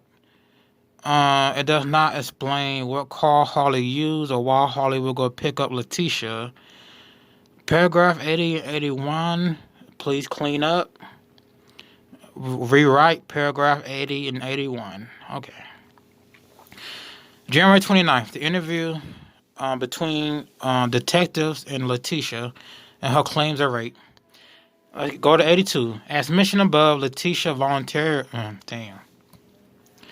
Okay, you voluntarily. Letecia Stauch voluntarily came into El Paso for an interview, but only after she was evasive and avoided speaking with investigators 101. Why would she come in voluntarily but be evasive and avoided speaking with investigators 101? Her interview was audio and video recorded. We know that. So somebody gonna come out with the audio and video recording in the next 2 days. So either dead with a phone or plunder are gonna have the audio or video of this investigation or interrogation. Let's continue. Her interview was audio and video recorded, and the below information includes her own statements, as well as investigators geared towards corroborating those statements. In general, her statements are reasonable categorized. Of course, they're going to categorize it as untruthful, incomplete, and misleading because they don't believe her. You know, they're trying to pin it on her, so they don't believe her. Of course, that's going to be their statement.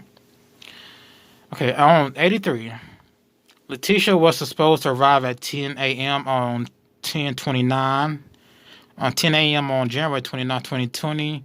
She didn't arrive to 12. Well, she voluntarily came in, so it don't matter when she arrived. But she voluntarily asked to be investigated.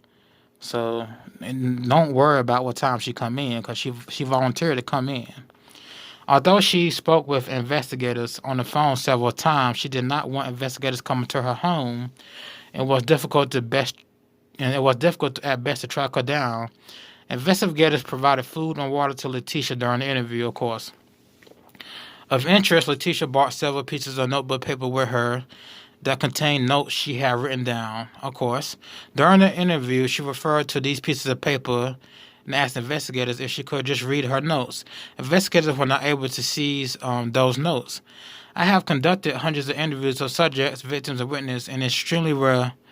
It's just extremely rare for an individual to bring notes to interview. Yeah, whatever. Letecia drastically departed from her initial statements given to El Paso deputies regarding the report of Gannon's disappearance.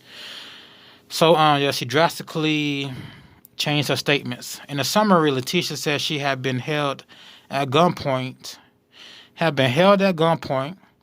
raped by a Hispanic male she knew the Hispanic male as Eguardo, and that Gannon was abducted by the male after he finished abusing her. The interviewing detectives believed her statements were false based on prior experience. They believed it was false not because they collected evidence, but because of prior experience. Okay, whatever. Letecia said she arrived home at 2:30 on the 27th of 2020, January, and she disarmed her security system. And then she went into the basement. She said Eguardo was in the basement. So now we got to look for people on camera entering the house. Okay, continue. She said Eguardo was in the basement, attacked her.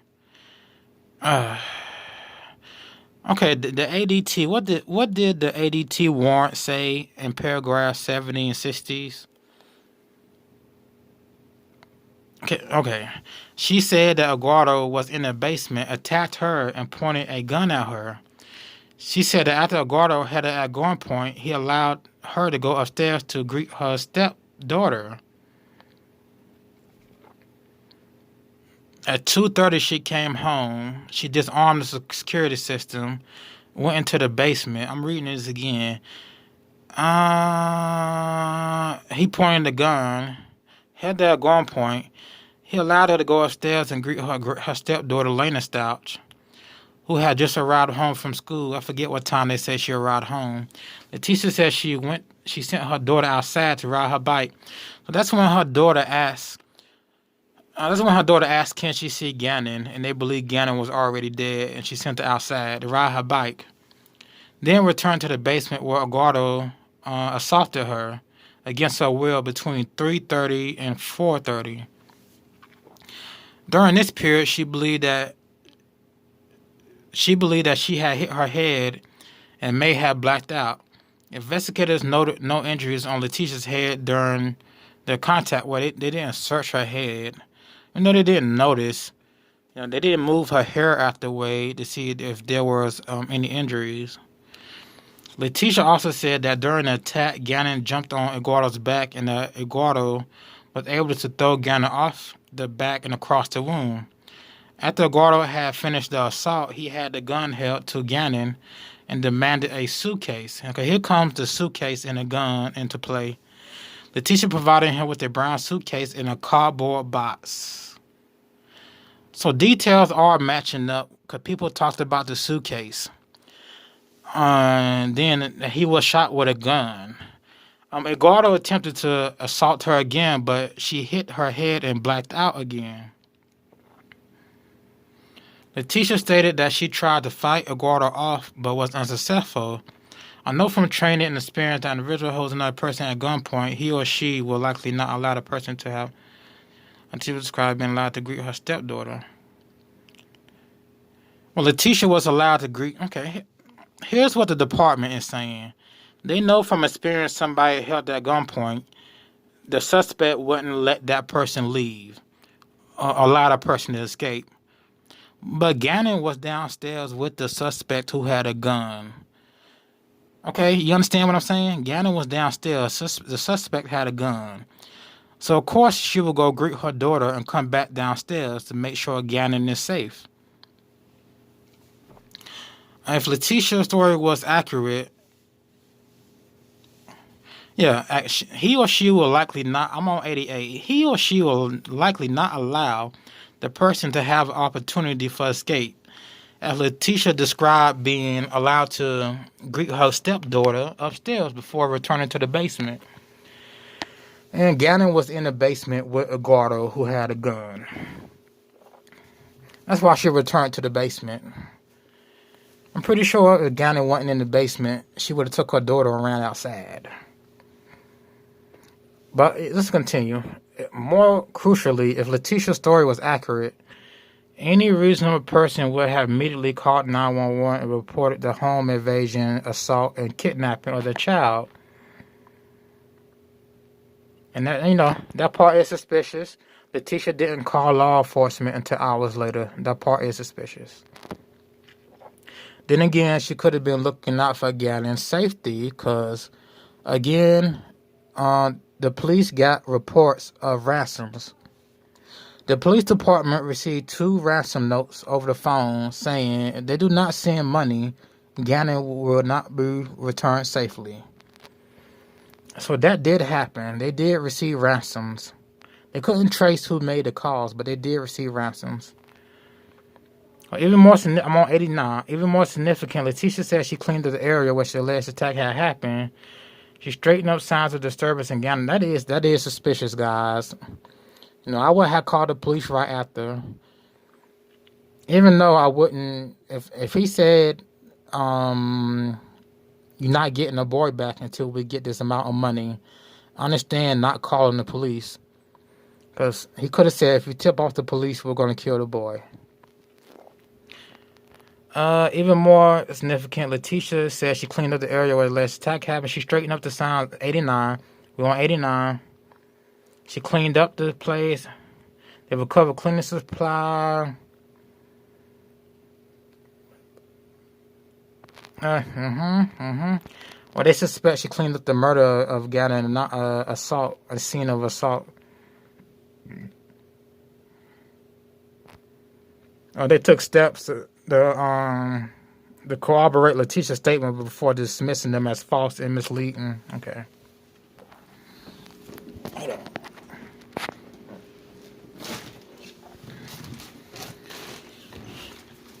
Let's continue. Gannon's continue on 90.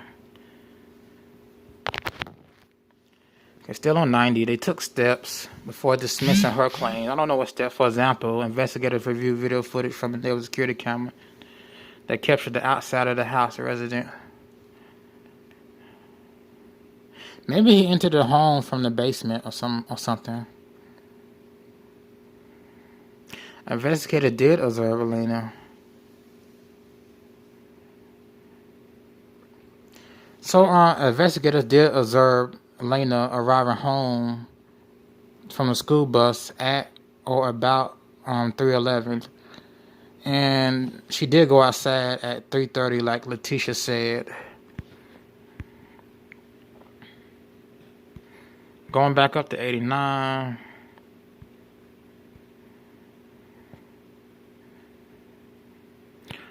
And she said between 3:30 and 4:30, so she did meet her daughter upstairs at the, yeah.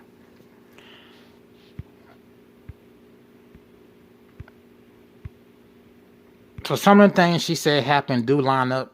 Some things don't line up. Cause they did see her outside, the daughter outside playing, riding her bike at 3:30. But they don't even have footage of Gannon getting out the car. So, I mean, of course you're not going to have footage of a Hispanic male entering the basement if there is an entrance to the basement. So we'll have to look at the blueprints of the house to see if there's a way to enter the basement through the back of the house. Again, that's that sugar daddy website everybody talks about Letecia was on. Eguardo, sugar daddy website. We're on 91 now. So 89 and 90 do provide some evidence to support Letecia's claim of assault going on at the house. So there's some stuff to provide her claim as true, that there was an intruder in the basement. How else would he get in? He won't walk through the front door because the front door was locked. Okay, so he got in through the back. Okay, which you don't have cameras at the back. Okay.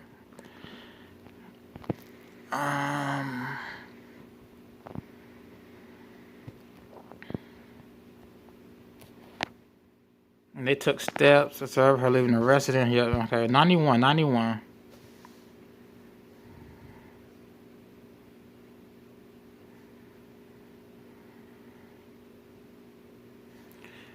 Cooperate.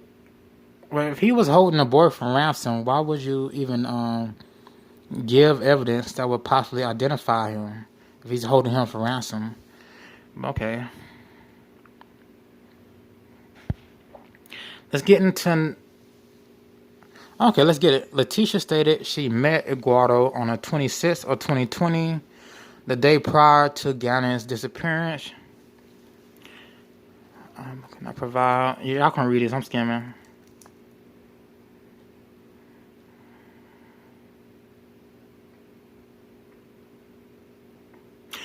After the incident...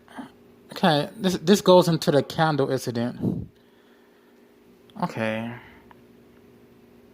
Letecia Stauch stated that she met Eguardo on the 26th of 2020, a day prior to Gannon's disappearance. She generally described a Hispanic male. They don't know if he was murdered on the 27th. They found his body in Florida 2 months later. So I'm not going to say he was murdered on the 27th when they don't know that. She generally described a Hispanic male with brown hair and brown eyes, but could not provide any specific identifying information. Okay, in summary, she told investigators that Gannon had knocked over a candle on Sunday, causing the carpet to burn. After that incident, she drove around the neighborhood where residential construction was taking place, which there is construction taking place, because when you look at the interview she did on the 30th, you can see they're doing construction in the area. That's in construction. That's a developing area. So she met Eguardo, who's a construction worker, which it is common for Hispanics to be construction workers. That's common. Who was working on a house, and asked if he could repair the carpet in her home. That makes total sense. She asked Eguardo, who was working on the house, if he could repair the carpet in her home. Eguardo agreed, and Letecia provided him the garage door code, and they agreed she would repair the carpet while she was shopping the next day. So the garage door to the basement to garage door to basement. His only access in the house was to the garage door. But I don't remember reading anything about them seeing him on the video going to the garage door. And this is why we speculate he went through the back. Or Eguardo went through the back. If you don't see him on the front, he went through the back.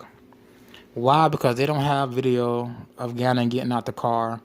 And they don't have video of the back of the house. So maybe he went through the back. Usually the garage would be in front, right?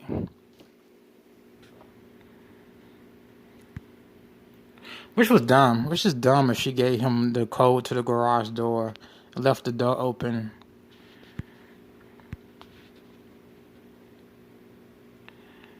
Okay, and they agreed he would repair the carpet while she was shopping the next day. And it's easy for her defense to verify her accounts of meeting somebody doing construction. It's easy. All they have to do is go to the construction company, ask for the names of the people working that day, and ask them did they see Letecia Stauch, approach anyone and ask for help. The police didn't do that themselves. They didn't go to the construction company. They haven't stated it. The police didn't go to the construction company, ask who was working that day, and ask them, did you see this lady approach anybody working? So maybe they did do that, but so far they haven't stated they went to the construction company.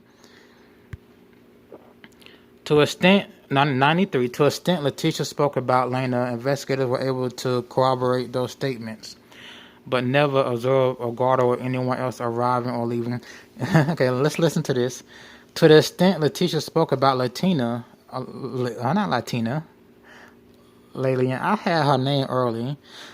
When she spoke to her daughter, investigators were able to corroborate. So they was able to corroborate some of the statements Letecia said, but they never observed Eguardo or anyone else arrive or leave the residence during that time period based on exterior neighborhood video footage of the front of the Stauch residence. So, again, they didn't have exterior or the back of the residence.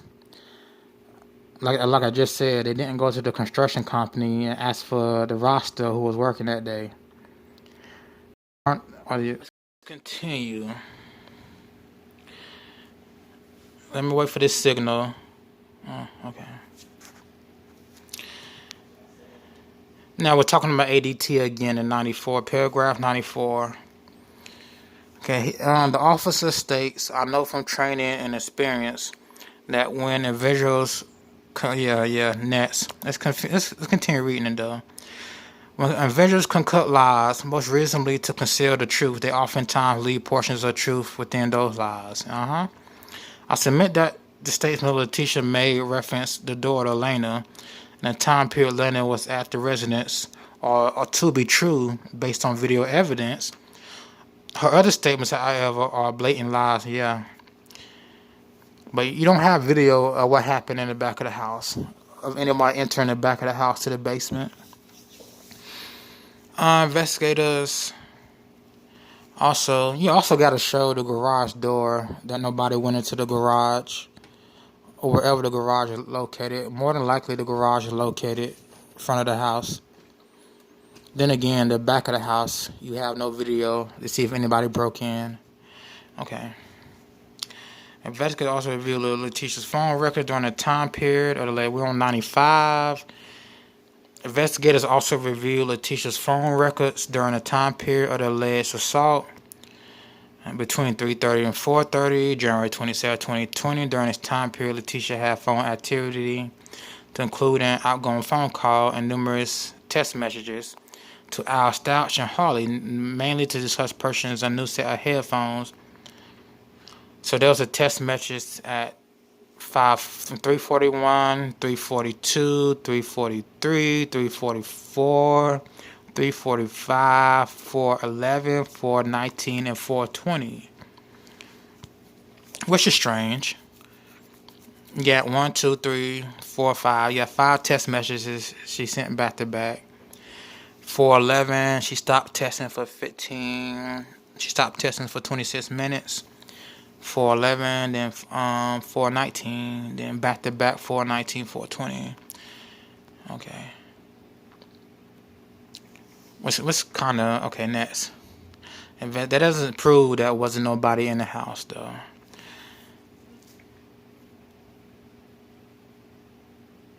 '96. Investigators were also granted a search warrant by the court that was served to ADT. Okay, let's see. The Stauch residence was equipped with basement, living room, motion detector, and contact detectors on the front and rear door. ADT was in possession of the documented time of day of the event that generated law. For example, when he then went after the front of the door was closed, the event. Letecia claimed that she was between 2:30 and 3. Okay, between 2:30 and 3:30. But she didn't send the first text to after 3:40, yo. And she claims the event happened between 2:30 and 3:30. Okay. So paragraph 95 does not help prosecution. Now paragraph 95, this helps defense. It helps Letecia more. Because paragraph 97 states the assault happened between 2:30 and 3:30. So between 2:30 and 3:30, Letecia Stauch did not use her cell phone. She did not send a text. She didn't send her first text to 3:41. Let's continue on 97. Letecia claimed that she was between 2:30 and 3:30. During that time, the back door of the residence, located on the main level, was open and closed 10 times. Okay. So between we won't say before, right when she got home at 2:15, 2:20. So immediately after she got home. During the time the back door of the residence was located on the main level, was open and closed 10 times. And they don't have video, like I said, they don't have video of the back door. They deny her claims, but it was the back door was open 10 times. If indeed Letecia was assaulted in the basement, it would be impossible for her to open up to the back door. Maybe it was more than one suspect in the house. You ever thought about that? Maybe Eguardo came with more people.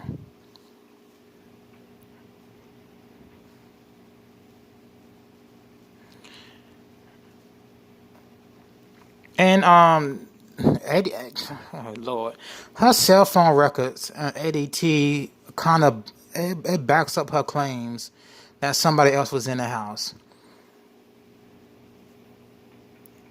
Because Lena didn't come out the back door 10 times. Lena was in the front yard riding a bike. So the ADT in that cell phone record kind of backs her claims up.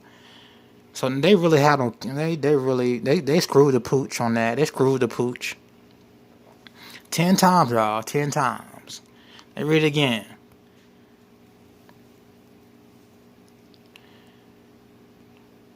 That means somebody else was in the house. And it wasn't Gannon, because Gannon was in the basement. And the daughter was outside riding a bike. So who was opening the door 10 times in between those times? Just maybe.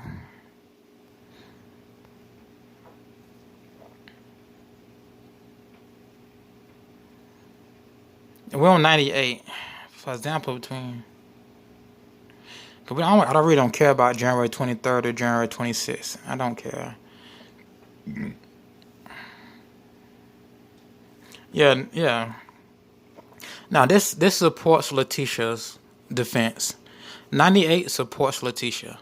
The logs from ADT indicate significant activity in the basement of the residence, where evidence suggests Gannon was...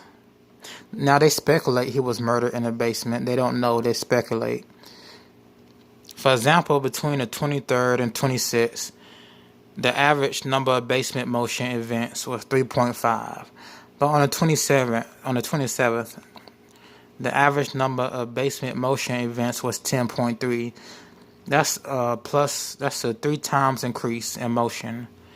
So there was something going on that the police aren't saying or the police cannot find.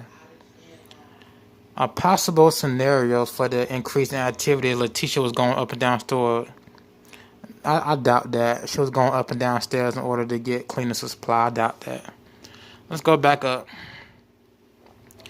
And they say a possible scenario. They're speculating once again, possible scenario. Let's go back up.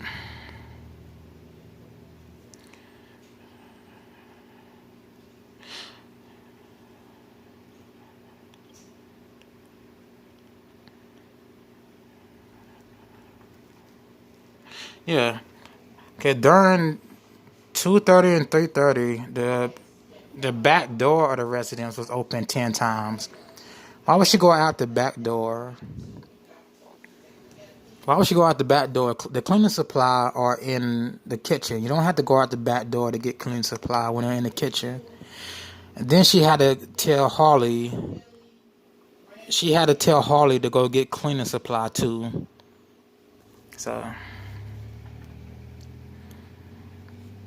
So 97 and 98. Well, 97, 98, 96, and 95 support Letecia Stauch's claim of there being an intruder in the house.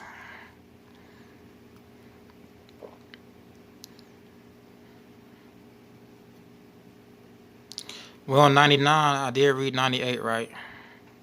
So 98 was the increased activity in the basement by 300% increase, a 300% increase. And they speculate she went outside to get cleaning supply. No. Let's move on to 99. Towards the end of the interview, Letecia said she wanted to leave. Investigators illegally seized her telephone, detained her while they applied for. Hold on. This is what she's talking about. Hold on. This is what she's talking about when they violated her rights. Because they illegally seized her property. Okay, towards the end, she voluntarily came in for an interview, and they seized her property. Towards the end of the interview, Letecia said she wanted to leave. Investigators illegally seized her telephone, illegally detained her while they applied for a search warrant to obtain her DNA collection. Now, 99 is not going to help prosecution. 99 helped the defense. Letecia began chest pains and shortness of breath. Department arrived. Letecia had appropriate responses to the paramedic questions. Okay, chest pains and shortness of breath. Maybe the chest pains and the shortness of breath came from the struggle with her rapist, and she hit her head a few times during the struggle. So the affidavit does verify her claims. She was detained illegally by El Paso Sheriff's Department. Not looking good. 99, 98, 97, 96. Not looking good for the prosecution. Oh my gosh. They admit to legally detaining her. They don't put illegally, but what they did was illegal. Oh my gosh. I would sue the shit out of them. I'm aware that Letecia has made statements regarding Gannon's distance. We're on 90. We're on 100. On 100. 99, she had chest pains and stuff. I'm aware that Letecia has made statements regarding Gannon's disappearance to individual others than law enforcement, including but not limited to her friend, her husband, the media. Indeed, some of those conversations have been captured and memorialized and recorded phone conversations and email messages. Letecia's stories have continued to evolve. Material facts continue to change, including but not limited to identifying her attacker, the location of Gannon's abduction, and details of her alleged rape. So did she change the details of her alleged rape? Did she change the location of Gannon's abduction? Did she change the identity of her attacker's name? Okay, we'll see. During her statement, Letecia did deny, of course she denied because she didn't do it, and provided explanation of why there was blood she provided explanation. While there was blood in the Volkswagen, the blood came back negative. While the blood in the Gannon's room nosebleed, and while she was in the area of Palmer's Lake, Colorado. Which there was no body in the lake, so hey. Letecia is transported to the hospital on January 29th in Colorado Springs. We are on 102. It's getting juicy. Looking like prosecution is going to have a tough time with this. Beyond a reasonable doubt, so far they have not proven Letecia Stauch committed any crime. They have not proved nothing so far. And this is just the arrest affidavit, but they have not proved anything so far. Come on to Letecia Stauch. We're on 102. Letecia Stauch was transported to the hospital via ambulance from the El Paso Sheriff's Department for further medical attention. Letecia was accompanied by detectives during the ride to the hospital. Unlike questions at the sheriff's office by paramedics during the ambulance ride, Letecia was unresponsive to questions by medical personnel and seemed to have a miraculous recovery when they arrived at the hospital. The ambulance ride was recorded. Yeah, I would have a miraculous recovery too. When you're holding me against my will and you're stealing my property, I'm pretty sure I would get stressed out and start having chest pains. And once I get away from your crazy ass, I wouldn't have chest pains and wouldn't be stressed out. Okay?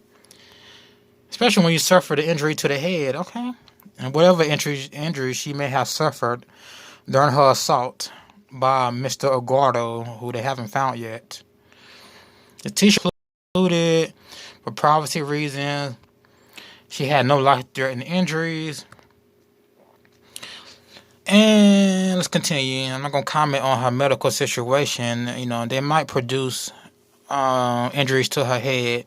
Her defense might produce medical injuries to her head to line up with her being raped. The lineup continued. Letecia continued invasive behavior at the hospital, but particularly after investigators told her they were going to detain her pending the collecting DNA.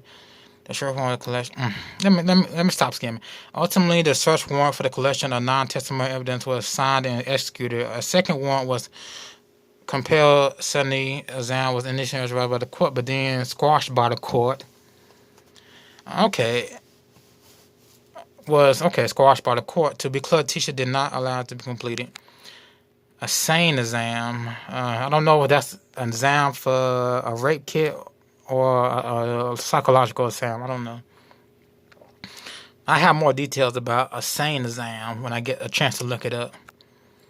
105, Letecia was not in custody after the warrant was executed at the hospital. Of course she wasn't. They did so much illegal shit. She voluntarily came in to see y'all guys, and y'all violated her constitutional rights. Oh, shit. Oh, Letecia was not in custody after the warrant was executed, of course, because she didn't do nothing wrong. Unless the hospital, of course, because you had no evidence of nothing. And this was January 29th. They haven't even searched the house yet. January 29th, she did the interview. They hadn't searched the house for blood or nothing. Of course, they couldn't arrest her. And left the hospital without telling investigators. Of course, why would you tell investigators? You're not under arrest. I would leave the hospital too.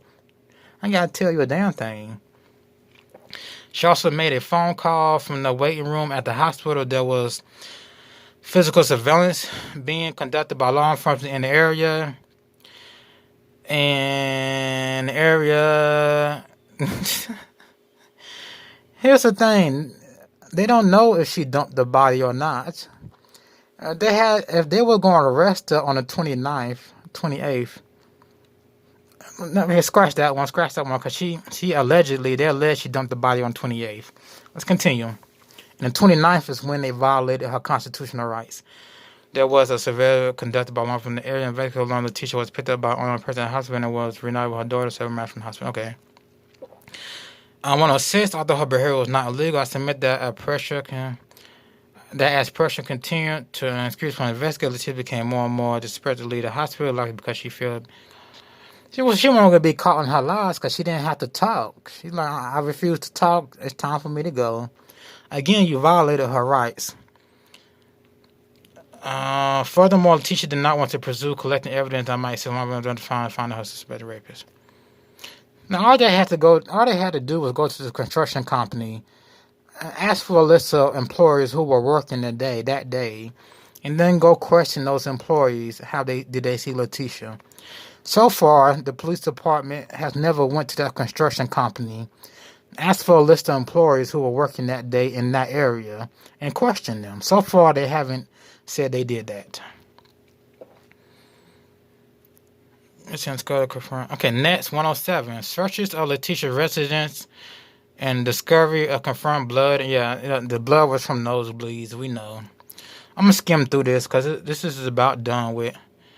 Letecia, 107, investigators searched the Stauch residence several times over several applying for and being granted search warrant from this court. The purpose of these search warrants was to collect evidence, including biological evidence, to support a couple of investigation. The forensic searches were conducted by courts preventing material line crime. They were confidential during 20 initial search was authorized by Mr. Stauch, and he provided consent to the Stauch residence. Not all of the evidence recovered is included below. However, the forensic testing results of several items, including their parasite 842, were discussed. 107 proves nothing. 108, Gannon's remaining family members were living in their residence area during the period of the searches.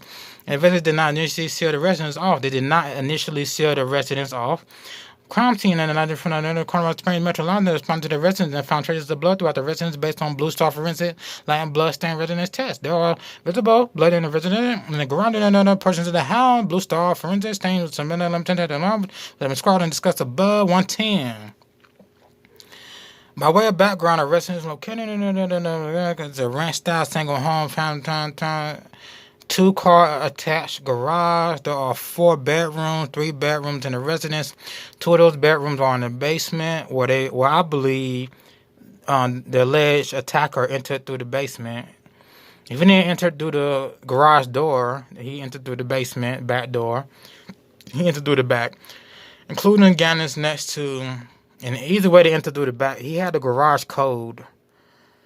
Whatever code Letecia gave this strange man so he can work on the carpet is how he got in through the back door. Or this is how he got in the house, period. However you want to put it. Basement including Gannon's next to Gannon's room. There are the unfinished utility room outside the basement door. Another room in the back. There's a staircase with a small landing that allows access from the main level to the basement. There's a staircase with a small landing that allows access from the main level to the basement, and the garage is accessible from the inside of the house. The garage is accessible from inside the house. There's a staircase with a small landing that allows access to the stairs. The reason I'm reading 110 is to map out how the intruder, Eguardo, could have gotten in the house. They don't see him on the camera in the front yard, and they don't have video of the backyard, so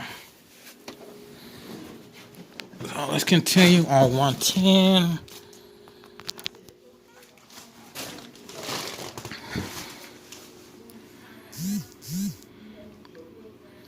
The Blue Star playing in bedroom. Let me read that one more time. By the way of background, it's a 2-car garage. There are 4 bedrooms, 3 bedrooms in the residence. 2 of those bedrooms are in the basement, including Gannon's room is in the basement. Next to Gannon's room, there's an unfinished utility room. And on the other side of the basement, another bedroom and a bathroom. There's a staircase with a small landing that allows access from the main level to the basement. And the garage is accessible from the inside of the residence. Okay. The Blue Star was applied in the hallway leading to return from the bedroom. Okay, next. From the stair, the garage to all these areas, they found positive results for likely presence of blood. We on 112. You're talking about blood. We just skim over this.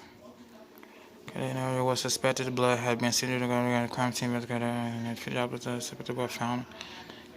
Investigators Gannon had nosebleed. Gannon merged all season contained a red stain consistent with blood in the same area as in the carpet. The blood cast onto the wall. The stains on the mattress were swallowed but were not tested. Again, they're not talking about gunpowder. If he was shot, there would be gunpowder. Blood. There'll be some evidence of bullets, of gun being used. Someone would say they heard a gunshot.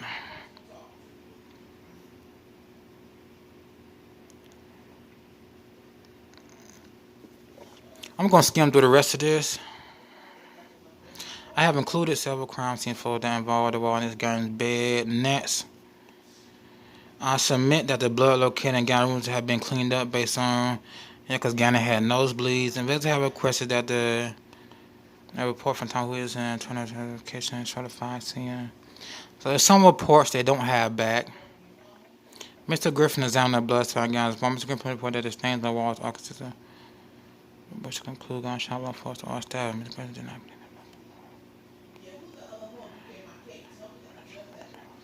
They still, number 116, they still haven't gotten confirmation.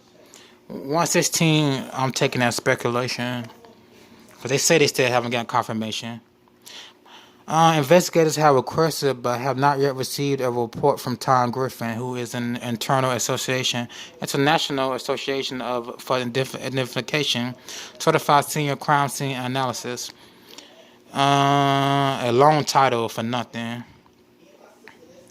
So, Mr. Griffin preliminarily reported that stains on the walls are consistent with blood spatter producing events will include a gunshot, blunt force, or stabbing. Which doesn't point to Letecia doing it. Nothing reports to her doing it. Next. Trace evidence was suspected to obtained from electronic circuit in Gannon's bed. Those 12 revealed that blood was indeed Gannon's blood. Based on DNA, the electrical socket was evidence of streak marks, which are reasonable to the attempted cleaning when investigated and moving like okay. Let's continue on. I have to clear that photographs suspended. Okay, we're not looking at blood stains because we can't see them.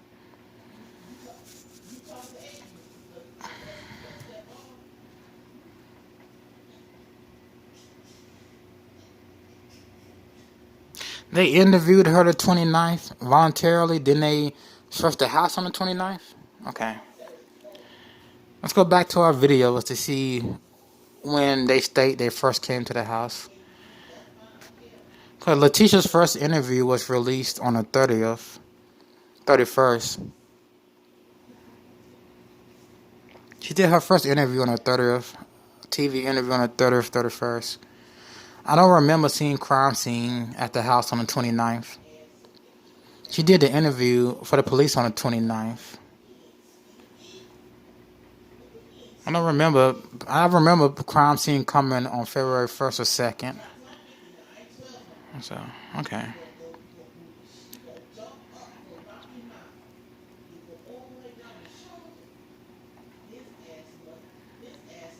Again, I'm skipping this because they contradict the dates they first arrived at the house.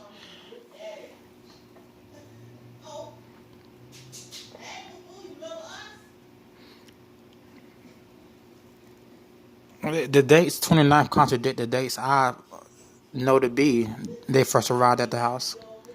They didn't. My first report to them arriving at the house wasn't until after the 31st. I mean, 2 days, just 2 days after him being reported missing, you guys arrive at the house. There's a lot of legal stuff going on. There's a lot of legal stuff going on here. A lot of legal stuff.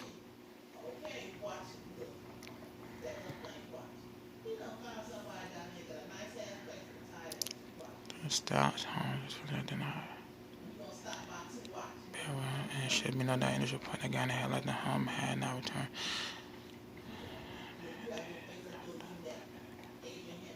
What?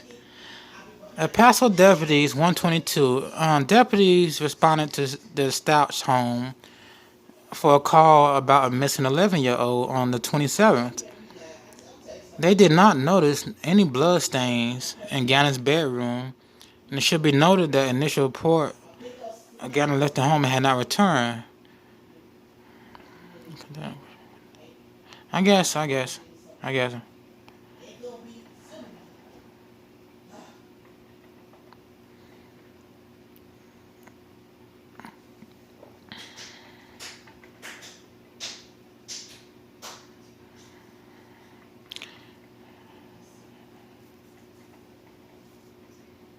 And this report doesn't talk about him being found in Florida. It says nothing about Florida. Now, this report does give us an idea of how he got to Florida, with Letecia being raped and held hostage by a construction worker named Eguardo. So that will link how Gannon got to Florida. Because no one else can figure out how she got to Florida. Well, maybe Eguardo killed him and took him to Florida. How about that? Well, he held him, like, he didn't die in the house. He did not die in the house. He held him hostage, and then when they refused to pay, he killed them and dumped them in Florida. And that seemed more reasonable. Just by reading this affidavit, it seems more reasonable. Letecia Stauch was telling the truth about the rapist. It seems more reasonable. That's how Gannon ended up in Florida. Because 955 miles on a Kia does not equate to Florida.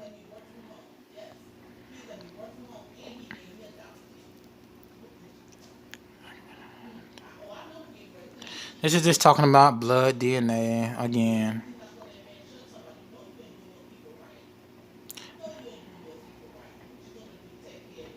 Now, it is conflicting to find all this blood everywhere and all these magical spots. And it's conflicting to say He wasn't killed there, but it's all this blood all over places. Again, we're going to see if they point all that, the defense. We're going to see if the defense says all that blood came from nosebleeds and not from a gunshot in the house. Let me read some of this.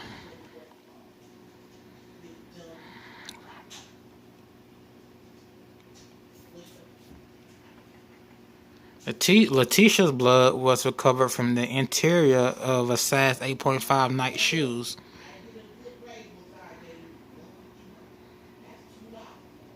Again, they said theory. They theorized everything. Everything is theorized in this.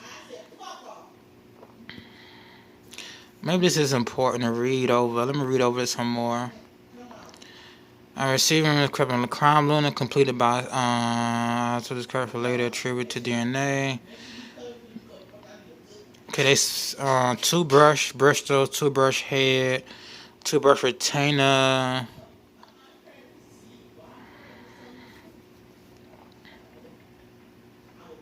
Gannon's profile was found from blood samples taken in a garage on the outside of a size 8.5 Nike shoe in Gannon's bedroom. Letecia's DNA was... Why would Letecia's blood be inside the shoe, though? Submit to the court that the lab has covered their... Again, it's theory. No.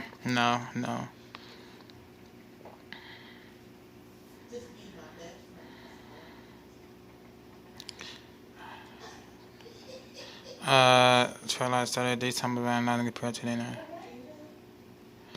That's the carpet.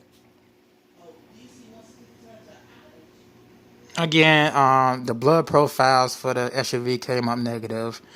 And if you go back to the affidavit, a lot of the blood profile from the car came up negative. Don't forget to mention that it came up negative. Came up negative. Only blood came up positive was from the nosebleeds on the carpet. Everything else came up negative. Volkswagen came up negative. The Nike shoe, I don't see what the Nike shoe has to do with anything. Don't care.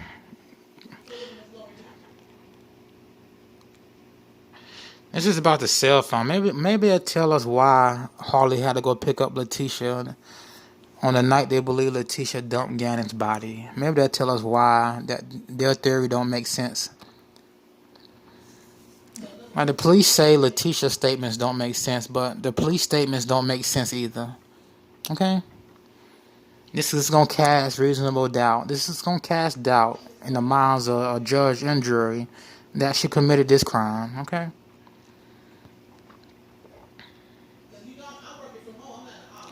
Okay, investigators applied and were granted search warrants by the court to obtain historical call detail records.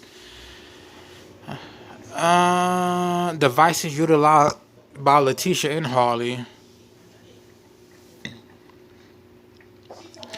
Determine the location of cellular telephone based on cell tower information. I just want to read why did Harley go pick up Letecia. That's why I want to read. Letecia had Gannon's body inside a Volkswagen SUV. What was the need of Harley leaving the house at night to go pick up Letecia? That's what I want to know. I submit to Letecia to prevent law from the... They don't know. They speculate, and she disconnected the phone to prevent law enforcement from being able to determine her location. If you don't know about phones, you can still pick up a location even if the phone is off. If your cell phone is off, it's still generating power. They can still track it. And that's coming from a freaking law enforcement who said that in the movie. They stated that in the movies. They can still track the phone even if it's off.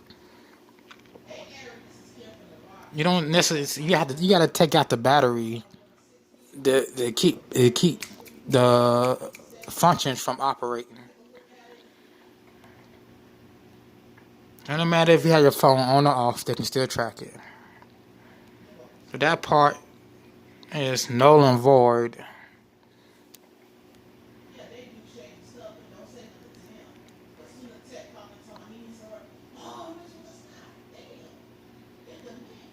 And once again, they can track your phone even if it's off. Okay? I'm trying to look for the part about Harley going to go pick up Letecia. Was unlocked by 11 information. Summary of Letecia's lot to employer. Yeah. It's talking about the lie she made. The lie she made about her stepfather getting hit by a car so she can stay home with Gannon because Gannon was sick. And she told Al she was going to call out of work, so.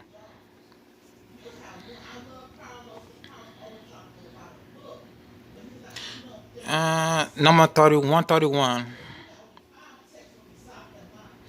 Additionally, there are messages that will otherwise tend to corroborate Letecia Stauch's statements about Gannon whereabouts on the afternoon January 27, 2020.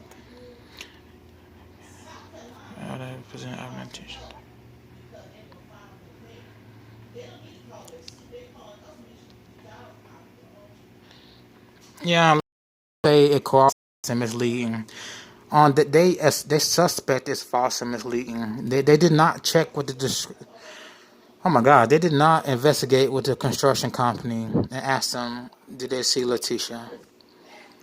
Okay, so they don't know. They don't have video of the back door. Okay. The back door that opened 10 times in a short period of time.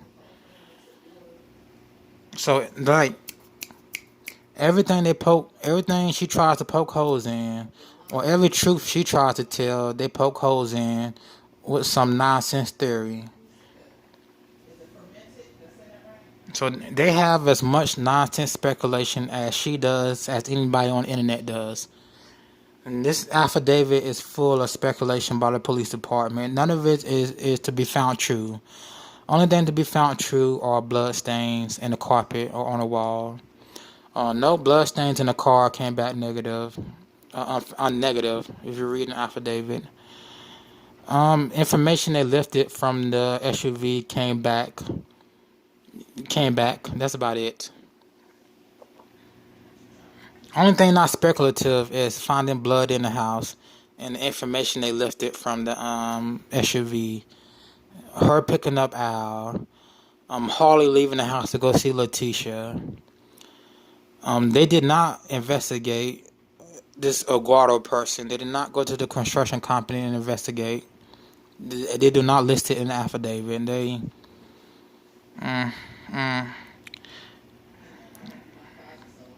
Let's continue. For example, on January 28th, this is a day after. This is the day they say she dumped his body.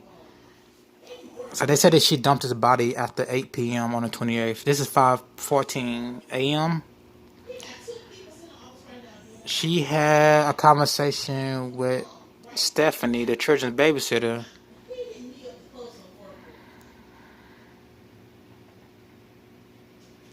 Let's continue. Stephanie Sitter, outgoing. This happened after 3:30. What happened after 3:30? Firm 2, outgoing. We talked to him. He told him to be home at 6. Someone posted he wasn't at school. Either he had to go. This is just a conversation with the babysitter she had about Gannon supposed to be at a friend's house. We told him to go back. He was supposed to be at the doctor. Letecia made statements. Letecia made statements to investigators via direct text messages that consider an exploratory in nature related to the presence of blood in the basement.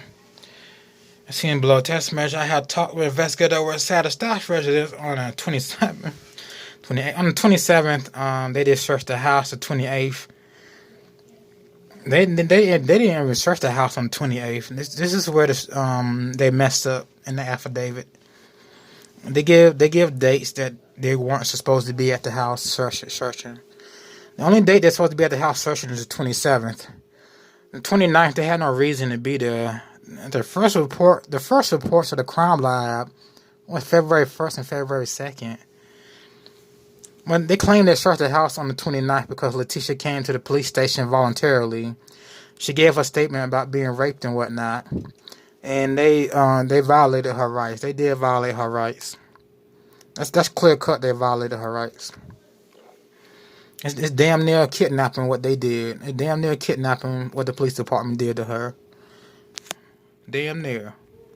There was no odor of smoke and no evidence of smoke. In fact, I want to know that the basement smelled like coconut.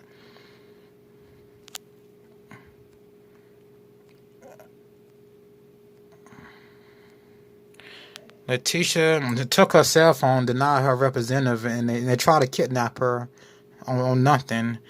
And this was just 2 days after she filed a report. Oh my gosh. Below, man, they fucked up. They messed up this case themselves.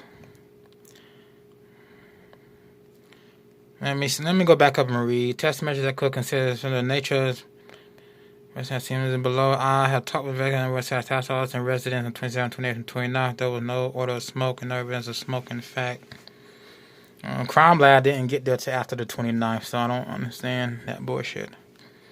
I'm pretty sure if I go back in my videos that I did, that I will see Crime Lab came after the 29th. Maybe I'm wrong, but it was after the 29th. Because again, we didn't get Letecia's interview till the 31st of January. We didn't know about Letecia until the 31st, of January. So, okay.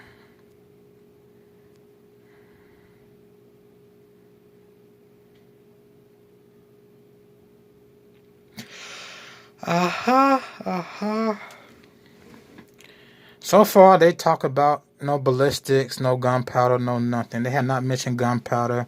They have not mentioned finding a knife. They mentioned a practical board, a board that's a 2x4.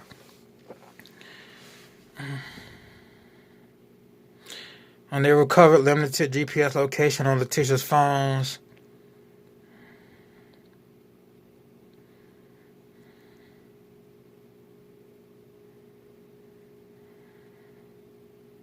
Number 136 makes no sense.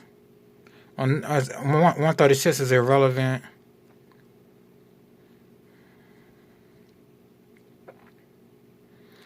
Okay, this is a summary, I guess. I'm talking about a job.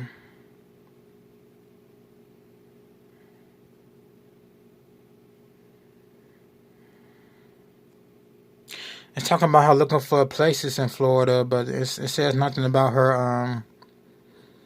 Number 138 does not link her to dumping a body in Florida because she looked for an apartment in Florida. If you come across 138, do not leave a comment on my page talking about, oh, that's evidence she went to Florida because she searched for an apartment and a job in Florida. No.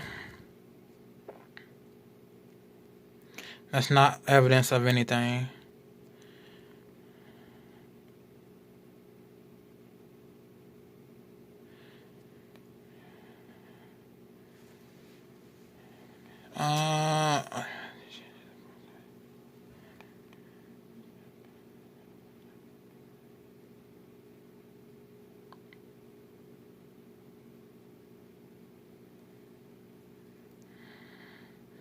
And they haven't talked about the sugar daddy yet. They ain't talked about the sugar daddy website yet.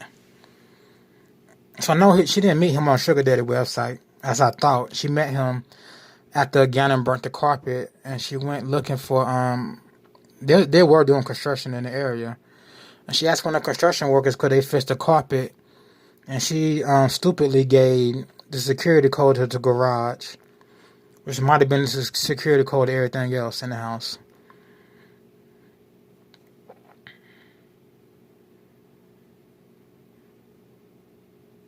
Because she left the garage unlocked anyway.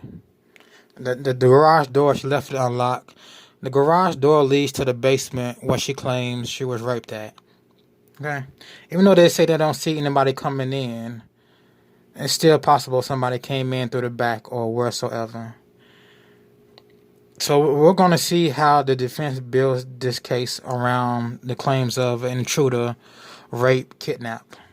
Now they have his body being found in Florida is a big help to their defense because they don't have one in Florida.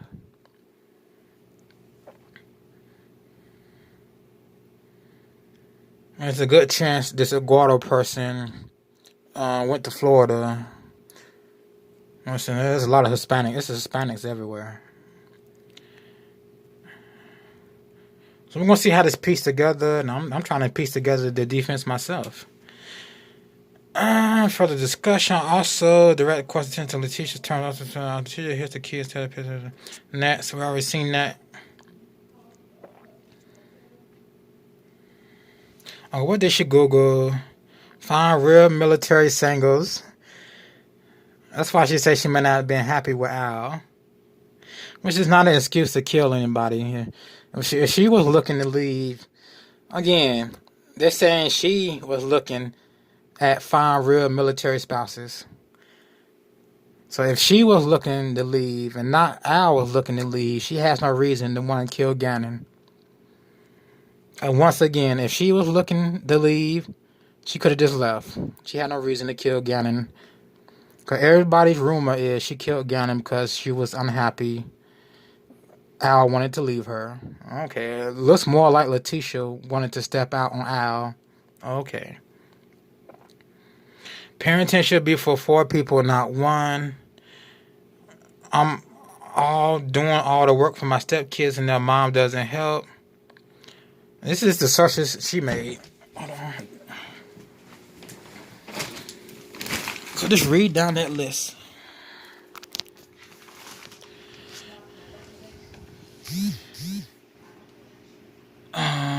If you aren't involved, this is the search. If you aren't involved in your kid's life, you are shitty. Google search. My husband's ex-wife does nothing for her kids. Dang. I wonder if my husband's ex-wife is sending me Valentine's Day cards. One day some people will wish they treated you differently. One day some people will wish they treated you differently. Why would my husband choose me over family? Huh? Why should my husband choose me over family? Find me a rich guy who wants me to take care of his kids. Find a guy who wants to take care of his kids and get paid. What? It's crappy some parents don't care for their... Why would you do a Google search on that? It's crappy some parents would do a Google search on their kids about what? Parents, a lot of this is about landing. A lot of these Google searches are about landing. And they started before even Gannon went missing. Why would my husband choose family? Find a guy who wants to parents who put their kids before their parents or those who put their kids before their neighbors. Okay, my son burnt the carpet. How do I fix it? Okay.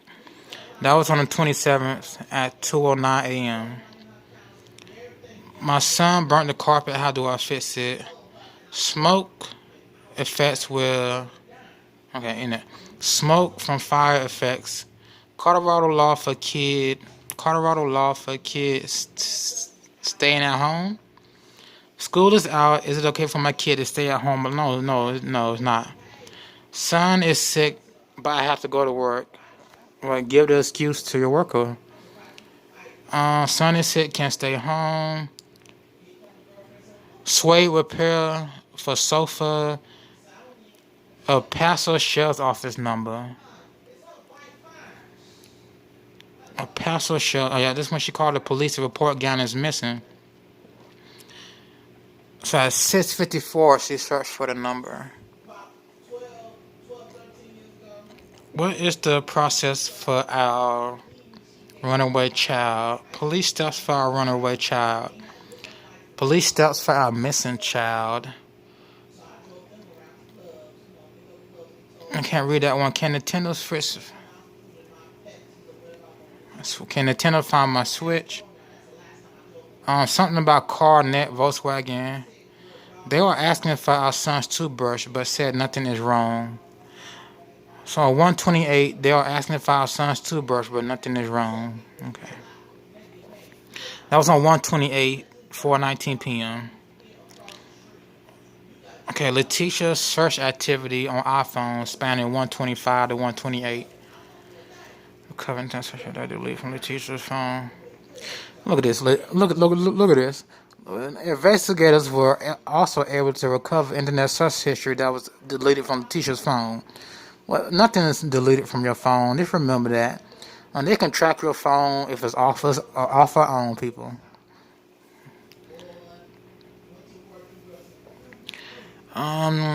Some of the other deleted search terms include the traveling plan. I can only ascertain that the searches were conducted prior to the season of Letecia's phone during 29.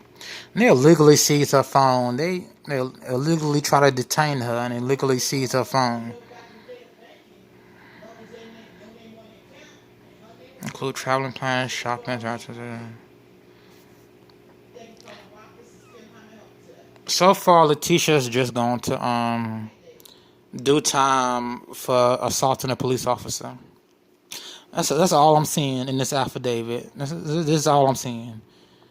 Only thing she'll be found guilty of is maybe giving false information because she didn't report the rape and she didn't report the assault, rape, and intruder the first time.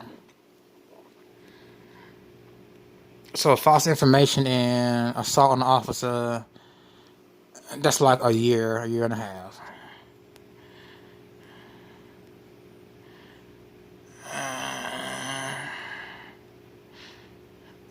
Find me a new husband. Which one was it? Okay, some more searches from her iPhone. Find me a new husband. I feel like I'm just a nanny, not a stepmom. Husband uses me to babysit his kids. There are many free money to move away with bad situation. My husband never posts about me, but does everything else. My husband only cleans up for the army, not me. I'm just a glorified babysitter. Find a new husband. Sent my husband intimate messages, and he ignores them. Make my husband want me more. I feel like my husband using me to babysit kids. She felt very unwanted. And she was looking for a way to get out. We're not looking for a way to get out. She was looking for a new man. And that does not constitute killing Gannon. You don't have to kill Gannon to look for a new man. Okay? Or you don't have to kill Gannon because you felt unwanted by your husband. Okay? That's not how it goes. That's not how this crime goes. That's not how it goes. You shoot, stab, and hit somebody with a blunt object because that doesn't line up with shooting, stabbing, hit with a blunt object. Doesn't line up with find a guy without kids. Make my husband want me more. And that doesn't line up.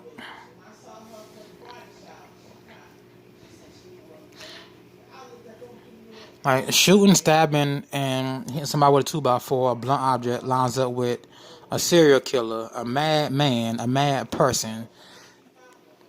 The injuries Gannon has doesn't line up with nothing she searches for. Someone who's not, whose husband isn't intimate with them, mentally or physically isn't intimate with them, they don't go on to kill the kid. They just don't. You know what they do? They leave. They wait till the husband get home, they leave, and go find a new partner. That's what they do.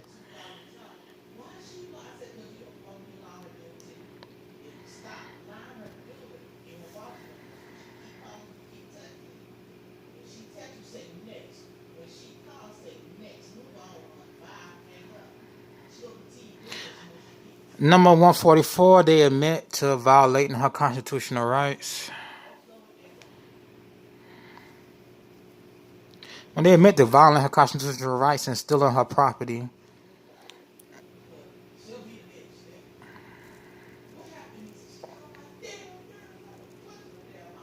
that's 128. They're asking for 128. They're asking for items without the search. They have no warrant. On 128, they asked for a toothbrush. Don't know why. That's so fucking stupid. They said they had a toothbrush to confirm DNA. Some bullshit excuse.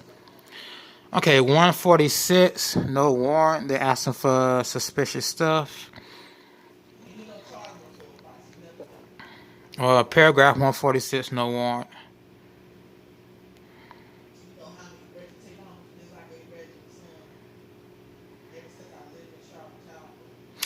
Okay, Letecia. She's talking to Miss Al Stauch. 147.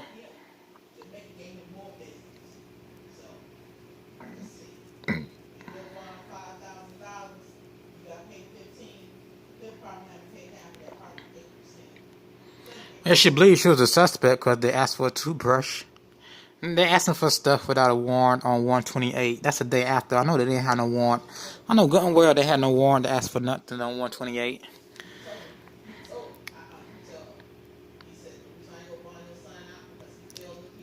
And let's see, from law enforcement or notification of certain Letecia made this statement to the police department. What do you want from me? Because I have nothing. One of your very own leaked to me what you guys were doing. I did nothing, or am I being set in? I did nothing, and or am being set up. I'm not really even sure of that being told. I'm not even sure of that than being told that by another blue or officer with F. El Paso. I was told I couldn't go home to sleep, and on top of that, men were sent to a home with a minor female, and she was forced. Okay, men were sent to a home with a minor female. She was forced to stay there, not even to leave for food. Every conversation that said, even at this moment, I can hear inside, "What do you want from me?" It's on 28th. It seems like they're doing more legal stuff on the 28th. It seems like the police department doing more legal stuff. Let's see. A detective come and talk to me. I would like to this information to find Gannon. This is on 28th.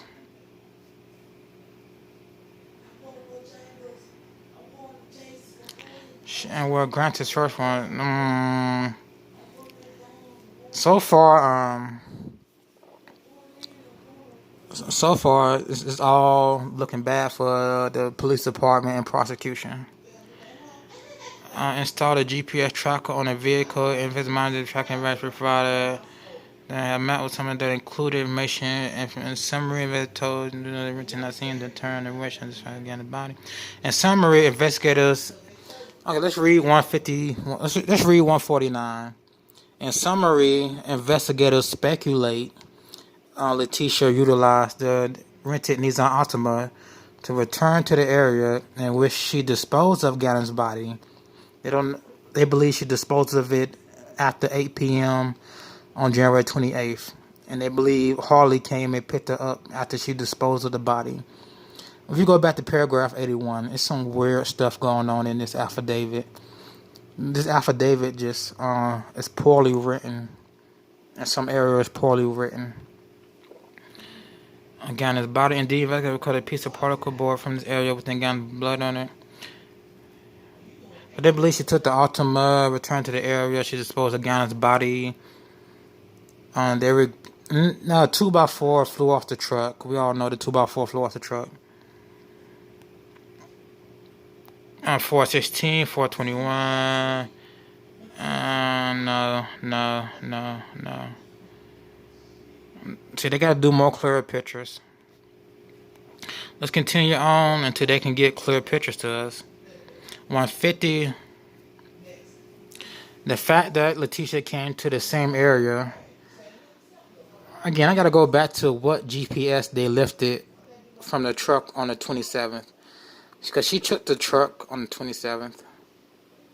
The truck don't even matter. She took the SUV. The truck doesn't matter because they believe he came home with her. She took the SUV on the 28th. They believe she loaded his body on the 27th in the SUV.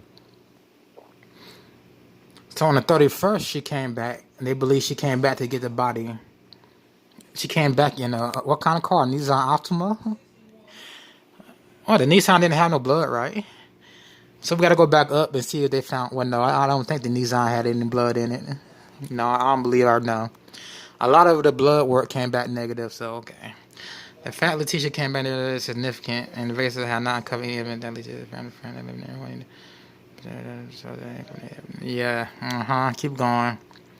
And so she picked the body up on the 31st, the day she did the interview. Because her caravan was outside doing the interview with Mr. Spencer Wilson on the 30th or 31st. So let's say she did the interview on the 31st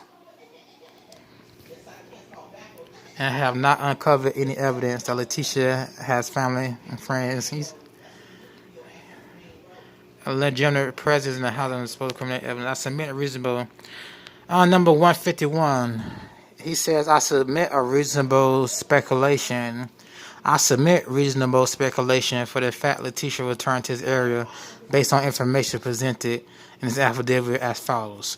Letecia disposed of Gannon's remains at nighttime after 8 p.m. and likely was nervous about the location she chose and may not have been remembered even exactly where she dumped Gannon's remains. Investigators speculate that on January 31st, she went back to the area to view the area while sunlight was available to ensure. If she went back on the 31st, cops were already watching her on the 29th. They violated her rights on the 29th. For me to not believe she wasn't being watched on the 31st, I would have to be stupid. So, they violated her rights on January 29th, but I'm pretty sure they was watching her. Like, after that altercation at the police station, I'm pretty sure they was watching her. She went back to the area because she was a suspect on the 29th. She went back to the area to view the area of sunlight, but they're speculating all this on the 31st, though. 30 remains were either recovered to prevent the test and see if anyone was in the area. This talks about the Volkswagen data. Now I tell you, computer chips. What I tell you, the computer chip got everything. That computer chip has everything. You don't need a computer chip for a car to go. But let them tell you different. But it is not limited to estimate location figures during 28. So we're still on 152. Read 152. Read 152. The estimate location figures related during 29. The raw data has not been scientifically evaluated. Man, it's a computer chip. All you gotta do is hook it up to a computer and read the information. And get the longitude and latitude information, dog. And get the street names they recorded.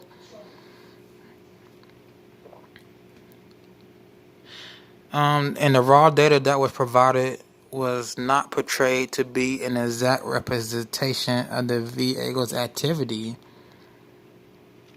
And well, that helps her case. Not an exact reputation of the Vigo's activity. Okay, that helps her case.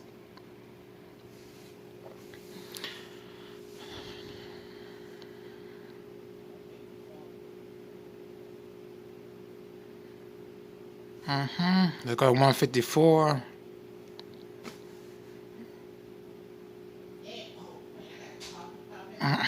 Well, they speculate it to be reliable.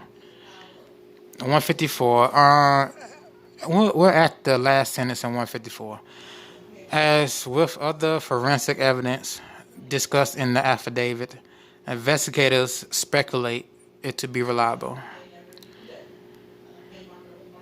Let's see. 1900, the information matched the timestamp of March 28, Colorado Springs. The information matched the timestamp of the January 20 Colorado. She took the SUV to the airport that morning, and then she rented a Kia. She rented a Kia the 28th, left the SUV, went next door to pick up Al at the airport at 8:40 a.m.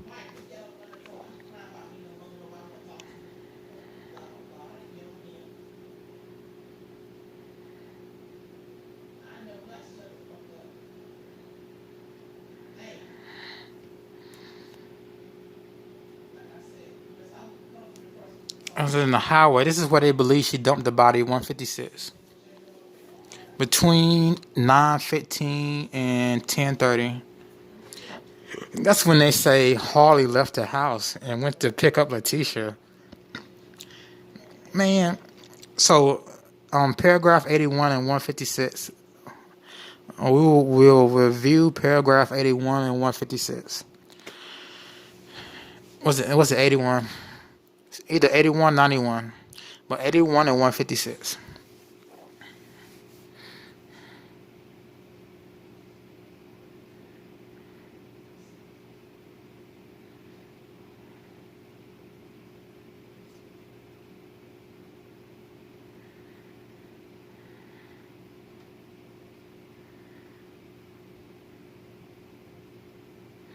Yeah, man, ain't found no blood in Altima. Okay, we'll review if they found negative findings of blood in the Altima. There was a lot of negative findings inside the Volkswagen.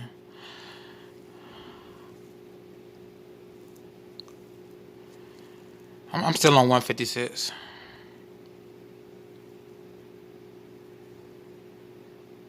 So that's when they believe she dropped the body off. They believe she came back after she did her interview in the Nissan Altima and picked up the body. It was a bunch of people with her in her caravan. Like, and nobody smelled nothing. And nobody in the caravan is on a witness list. Well, nobody in the caravan is testifying against her except Harley, I guess.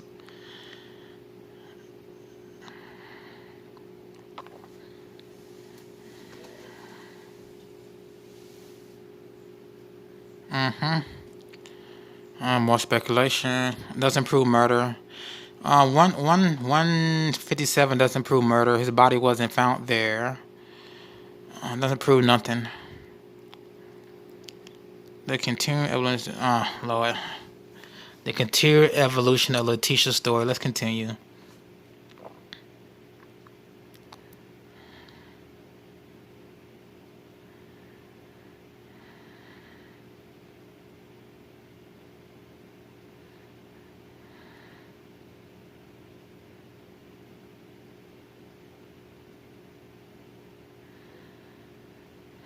Yeah, we know Gannon left to play for a friend house 29th. 29th, Letecia went to the station and she told what happened. She was held at gunpoint, raped. Gannon was abducted by the rapist. And they never checked the construction company, so next. And a lot of the blood in the was negative. Like they said, up in the negative, came back negative. The profile came back negative.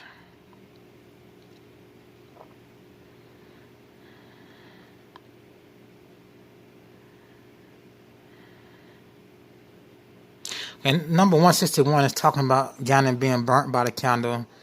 And that has nothing to do with the 27.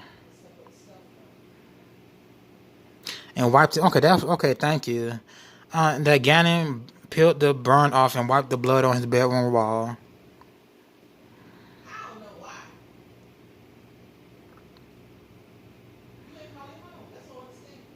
I'm pretty sure by February 13th, she's been watching the news and them saying they pulled out carpet and found blood.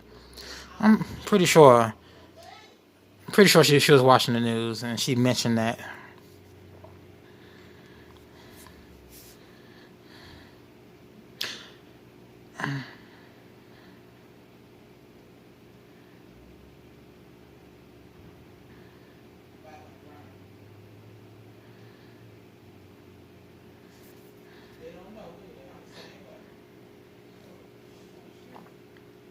Oh yeah. You remember when Gannon? Everybody said in the video, Gannon said, "I'm bleeding." Y'all remember Gannon saying, "I'm bleeding"? Okay, well, let's see why Gannon was bleeding. If y'all want to take that as true, let's see. I'm gonna do a separate video about that. I got your asses on that one.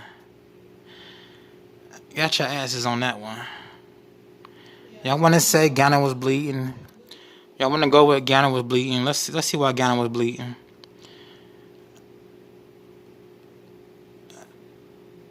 There we go. During a phone call on February 13, 2020, Letecia stated that Gannon burnt himself with a candle on January 26 at 12 a.m., around 12 p.m., a little after 12 p.m., and he wiped the blood on the wall. And there goes your I'm bleeding.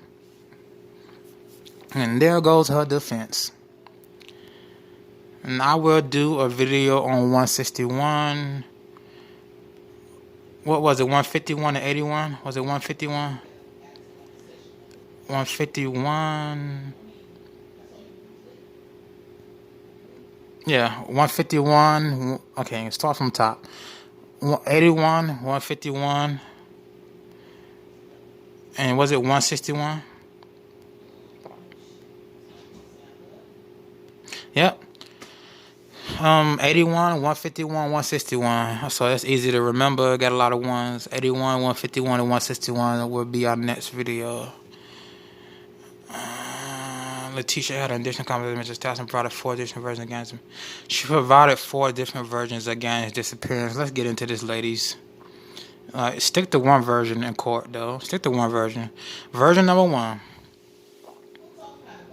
Well, we know why the first version, I believe, she didn't tell the truth because she was feared for Gannon's safety. I'm gonna do another video. Let's get into this. Let's finish this out so I can get to the next video. Let's finish this out. Finish this out. I gotta take a break. we got 6 more pages. Let's hurry up and get through this. Story 1. Story 1. So remember 151, 161, 81. Okay. When Apostle came to the house on the 27th, the abductor was still in her residence.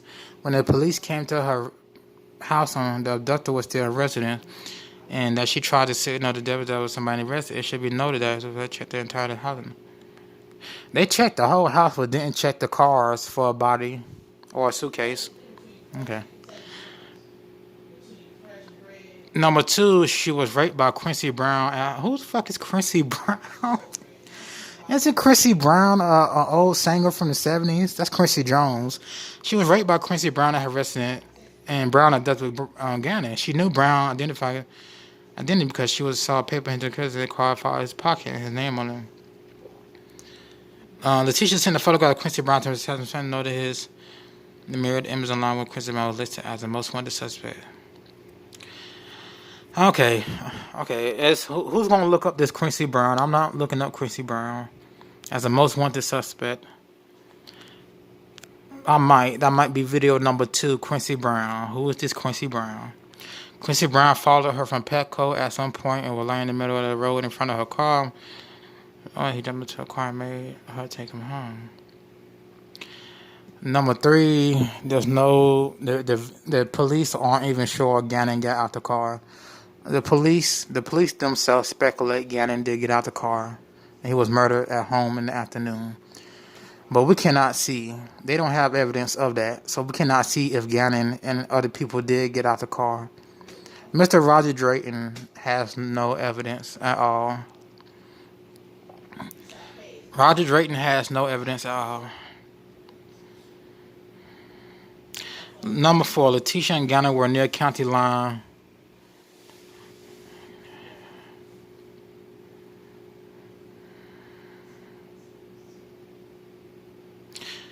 In my defense, she told all these different stories to keep Gannon safe. That's the only defense I can think of. But the common denominator is Quincy Brown.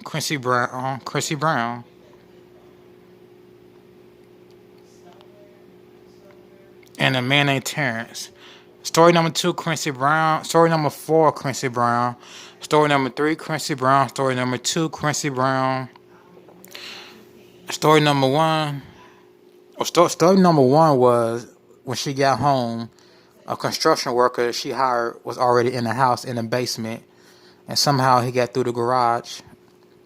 But police say they don't see anybody on the footage from the garage. Again, I speculate he came through the back somehow, because they don't have video of the backyard, and they don't have video of nobody else getting out the car. But Quincy Brown is the common denominator in her stories. The story changes, but the names don't. The names do change. First, his name was Eguardo, then it changed to Quincy Brown. But again, there's no murder weapons at all. There's no way to link her to Florida. Police did violate her rights. There's evidence in this affidavit that casts reasonable doubt that she didn't do it. There's evidence, so there's enough evidence to find her not guilty because of reasonable doubts. That's what I'm getting at. Even though she changed Quincy Brown, who the hell Quincy Brown is? I don't know Quincy Brown. Even though she had 4 different stories, they would still have an excuse of why her stories are different. The defense. So 161, 151, and 81. Okay.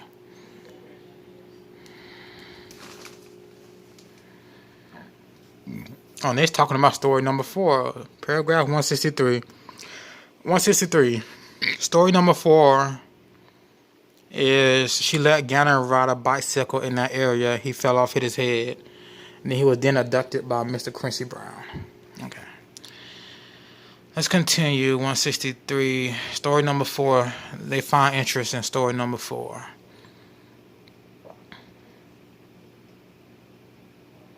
He was already missing. What's going on here? Well, okay.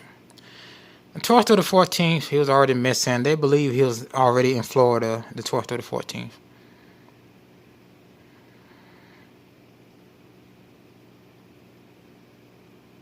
Okay, they believe she mentioned story number 4 because she was watching the news and they talked about that highway. So they mentioned, she said story number 4 to cover her butt. So story number 4, they're saying, was to cover her butt because she saw on TV they were searching a certain area.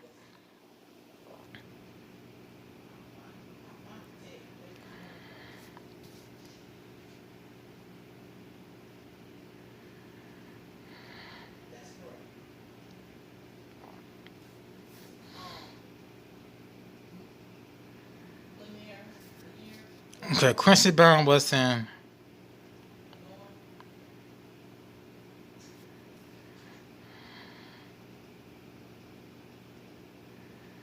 I'm talking about Quincy Brown.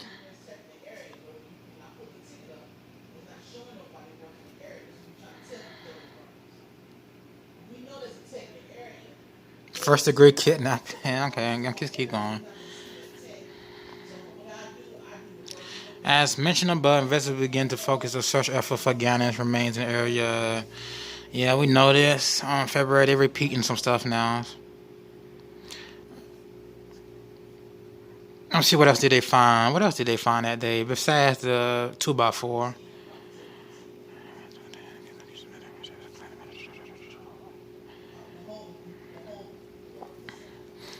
Okay. Yeah, we can't see your picture, dude. They're reasonable. Right. But they're saying she used it during the disposal.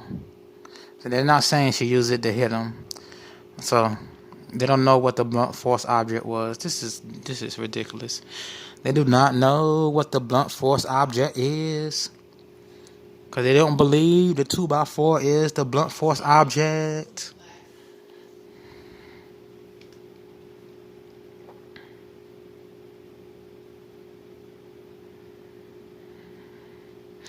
Gannon's remains have not been located, and while very continues to search the area, it's possible to been scattered. No, he was found in Florida, y'all. Okay, what area? What's the area?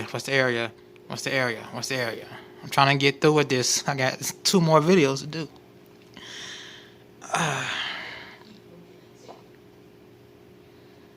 gotta. Oh shit.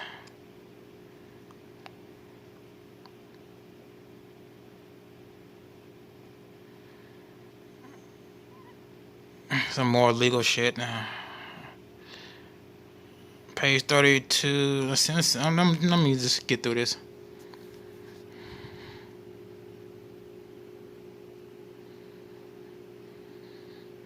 I think I'm still in Colorado. That's them recording.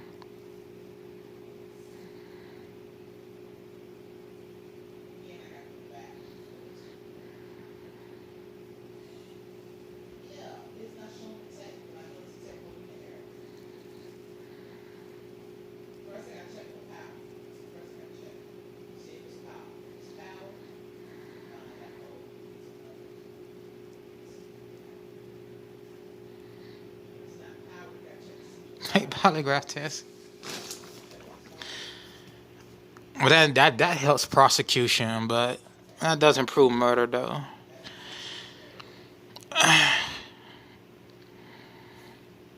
It helps prosecution.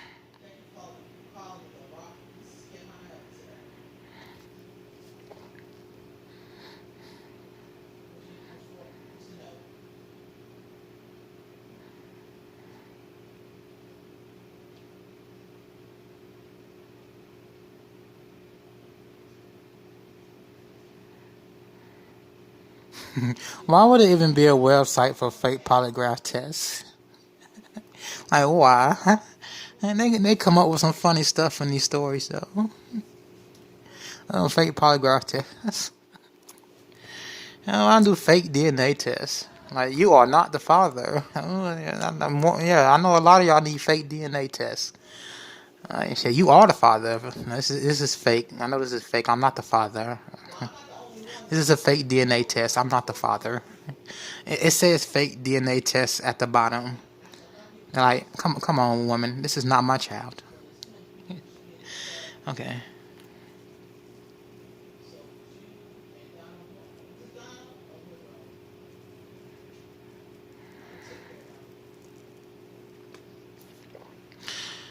Again.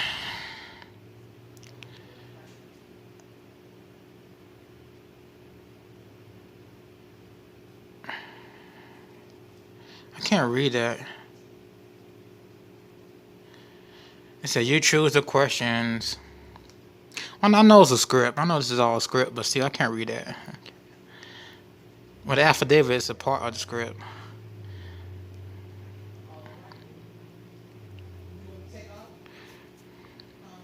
But this alone, this is the only thing that will have the jurors scratching their head. This is the only thing that will have jurors scratching their head. But this would not seal a conviction. This would not seal a conviction.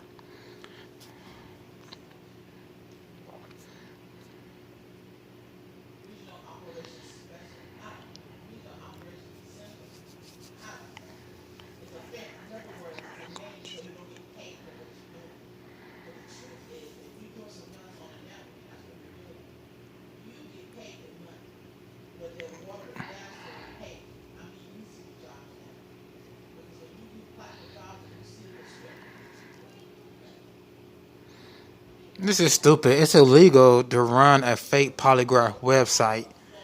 It's illegal in the first place. This is ridiculous. Fake polygraph. It's ridiculous. That's illegal and more anyway. So, again, this to me, I cannot say she's guilty of harming anybody. And also, what was the questions they asked? What was the questions she wanted to be asked? Fake polygraph test. How retarded are you to go to fakepolygraph.com? And that website itself is illegal. Like, come on. They say the questions that she wanted in the test were illegal, but this is so stupid. You don't think this polygraph test wouldn't have been verified by the police department and they wouldn't have found out it came from fakepolygraph.com? You could have just typed up some questions. You could have just typed up a fake polygraph test yourself, Letecia. I don't know how to take this evidence. Still, to me, it doesn't say she murdered anybody. It doesn't show her murdering anybody. It doesn't show guns. It doesn't show a knife. It doesn't show a blunt object. It doesn't show her dropping the body off in Florida. And still, the police department didn't follow up with the construction company to see if Letecia actually did approach a construction worker. I forget if Quincy Brown is out, if he's still out of jail. They haven't found him. But this is ridiculous. This is just ridiculous. Let's continue on. That made jurors scratch their head, but they're not going to convict her off of that, though. It's straight. It makes them scratch their head, but they're not going to convict, Because as a juror, I'm scratching my head like, why would she do that? But everything else in the affidavit makes me vote not guilty because they haven't proven beyond a reasonable doubt that she's guilty. This body's affidavit. Like, just like O.J. Simpson and Casey Anthony. Let's go back up. Let's go. Okay, here go the questions. Did you intend to answer these questions regarding your stepson truthfully? Yes. Okay. Is your birthday? Yes. Did you participate in any way in causing harm to your stepson? No. Did your stepson return home with you? Yes. The police say that they speculate he did. Did you participate in any way causing it? No. If I submit to the court that if Letecia had nothing to hide, she would not have to pay for it. What? I submit to the court that if Letecia had nothing to hide, she would not have to pay for fake polygraph results.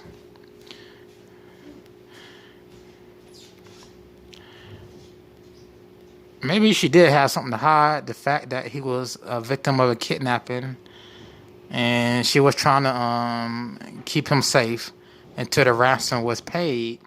But the police department ignored the ransom notes. El Paso did get ransom notes. They ignored it. A little over a month later, Gannon's found dead in Florida.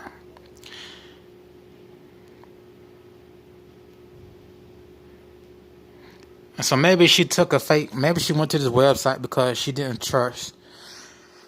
trust El Paso to give her a polygraph test after the events that occurred January 29, 2020, when they stole her phone, tried to hold her against her will, and just blatantly constitutional rights were disregarded in her case. So this is what I'm getting from this is she did not trust El Paso after what happened on the 29th with them trying to kidnap her and taking her property without a warrant. So she looked for a place to do a polygraph test. And she also wanted to keep Gannon safe and not have him murdered by the kidnapper. That's how we're going to link this. Okay. Based on the data, the reported possible for the murder, blah, blah, blah. Yeah, that's based on, let me see, forensic science, based on science. I learned that I could involve false report murder because it's not been brought so question one by this digital fact. Okay, next. Based on Letecia's internet, it is reasonable to believe she was unhappily married. Her internet history was her searching for reasons why her husband was not intimate, trying to find another man, why the real mom wasn't taking care of the kids. Her search history was that. Her search history has nothing to do with her wanting to murder Gannon. It just doesn't. And her defense, it doesn't.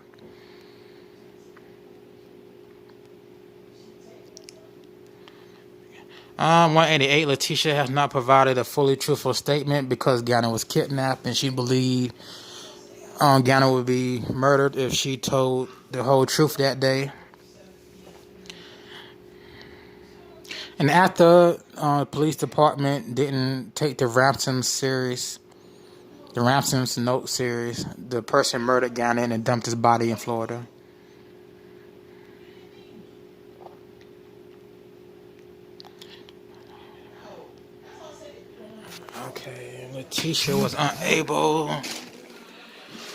Okay, Letecia was unable to provide logical reason why she's rented another vehicle. She don't need it's not illegal to rent another vehicle. We don't need to provide you with logical reason why she rented another vehicle. It's not illegal.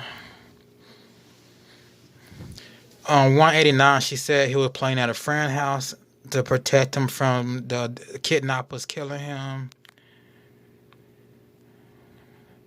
And she did change her story.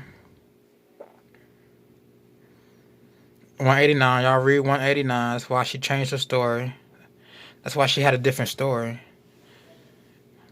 She don't want 190. She doesn't need to provide logical reason why she rented another vehicle.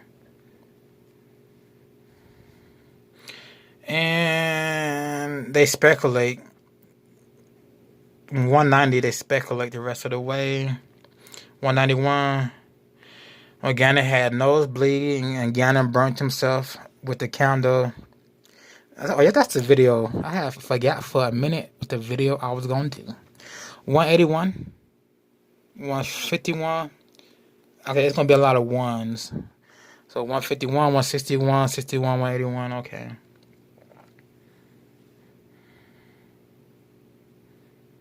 Yeah, but his DNA did not match. His DNA profile didn't match anything in the SUV. It didn't match anything in the SUV. That casts reasonable doubt. Their theory. You gotta stick to their theory. It casts doubt that she did this, going off of their theory, because you found no DNA match in the truck, in the SUV, going off of your theory. And we've given an excuse to why she would look up false polygraph. And next. There was no blood inside the Nissan Altima. They said she used the Nissan to pick up his dead body and transport it? What the fuck? Yeah, they said she used it to move his body, the Nissan, but there's no blood that I've seen that they said was in the Nissan Altima. Still no evidence of her going to Florida during provide evidence for why blood would be found on Gannon's bed. She did provide explanations, and Letecia Stauch provided reasonable explanations to why the blood was on the wall in the mattress. It's on a 2x4. Al Stauch, Mr. Stauch, hasn't denied Gannon has nosebleeds. In fact, Gannon does take medication. That's why he was upgraded from a runaway to missing. So he does have health problems. Because he was a premature baby, so he does have health problems.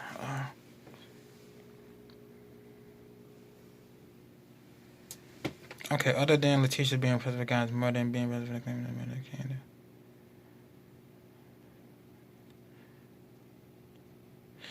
oh, here we go again. We at 193. They're saying there's no reasonable explanation for how Letecia would know there was blood on Gannon's wall. Didn't she say Gannon burnt himself with the candle before it failed? That's why it failed, because he burnt himself somehow, some way. And he peeled the skin off and he wiped the blood on the wall. Okay. That's reasonable. Okay. That's reasonable.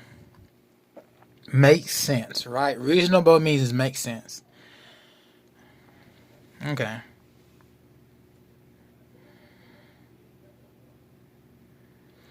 One about common tower data, security system law.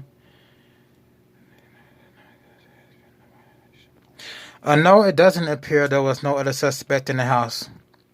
You have a back door that was opened 10 times in a very short period of time.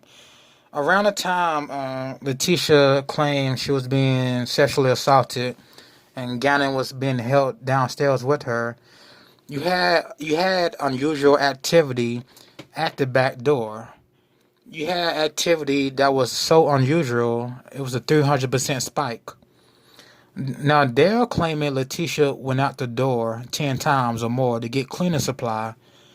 Went outside the back door. That's a dumb theory by the police. The cleaning supply are in the house, not outside the door. So they don't know why, because they don't have camera evidence of who or what was going out the back door 10 times in such a short period of time.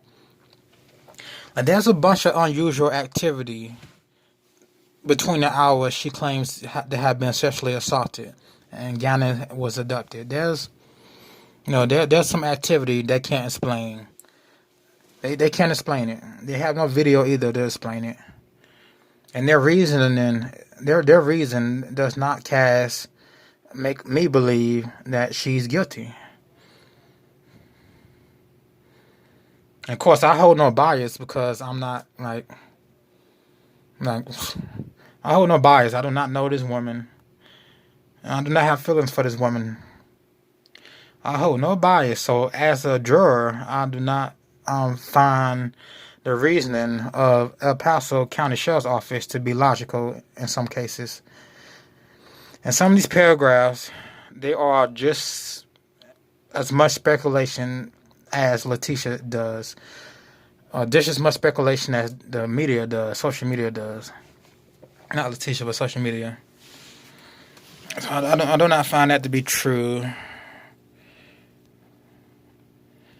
Gannon was missing from. Hold on. Yeah, I'm still on 194. Them talking about it appears there was nobody else in the house. Yeah, right.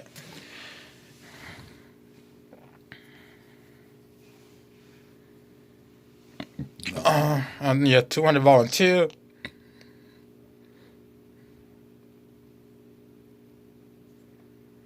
Next, yeah, they know. Florida located his remains. They don't talk about the 955 miles in this affidavit. At least I haven't seen the 955 miles come up and where they believe she went. 198. They believe on the facts set before. yeah. And this, they had little facts and a lot of opinions. They had little facts, a lot of speculation. So based on the facts and the speculation set forth above in this affidavit, they submit probable cause to exist to believe that on January 27th, 2020, within the state of Colorado and within El Paso County, that Letecia Stauchs committed the offense in a violation of Colorado revised statutes to include murder in first degree, a child under 12 in the trust of a person, child abuse resulting in death, tampering with a deceased human body, and tampering with physical evidence. Everything they charged her with just has been. We just cut it. We just cut it in half. We just cut your jury in half. It's gonna be more than half the people who's going to say not guilty. I'm guarantee you, a lot of people are going to say not guilty.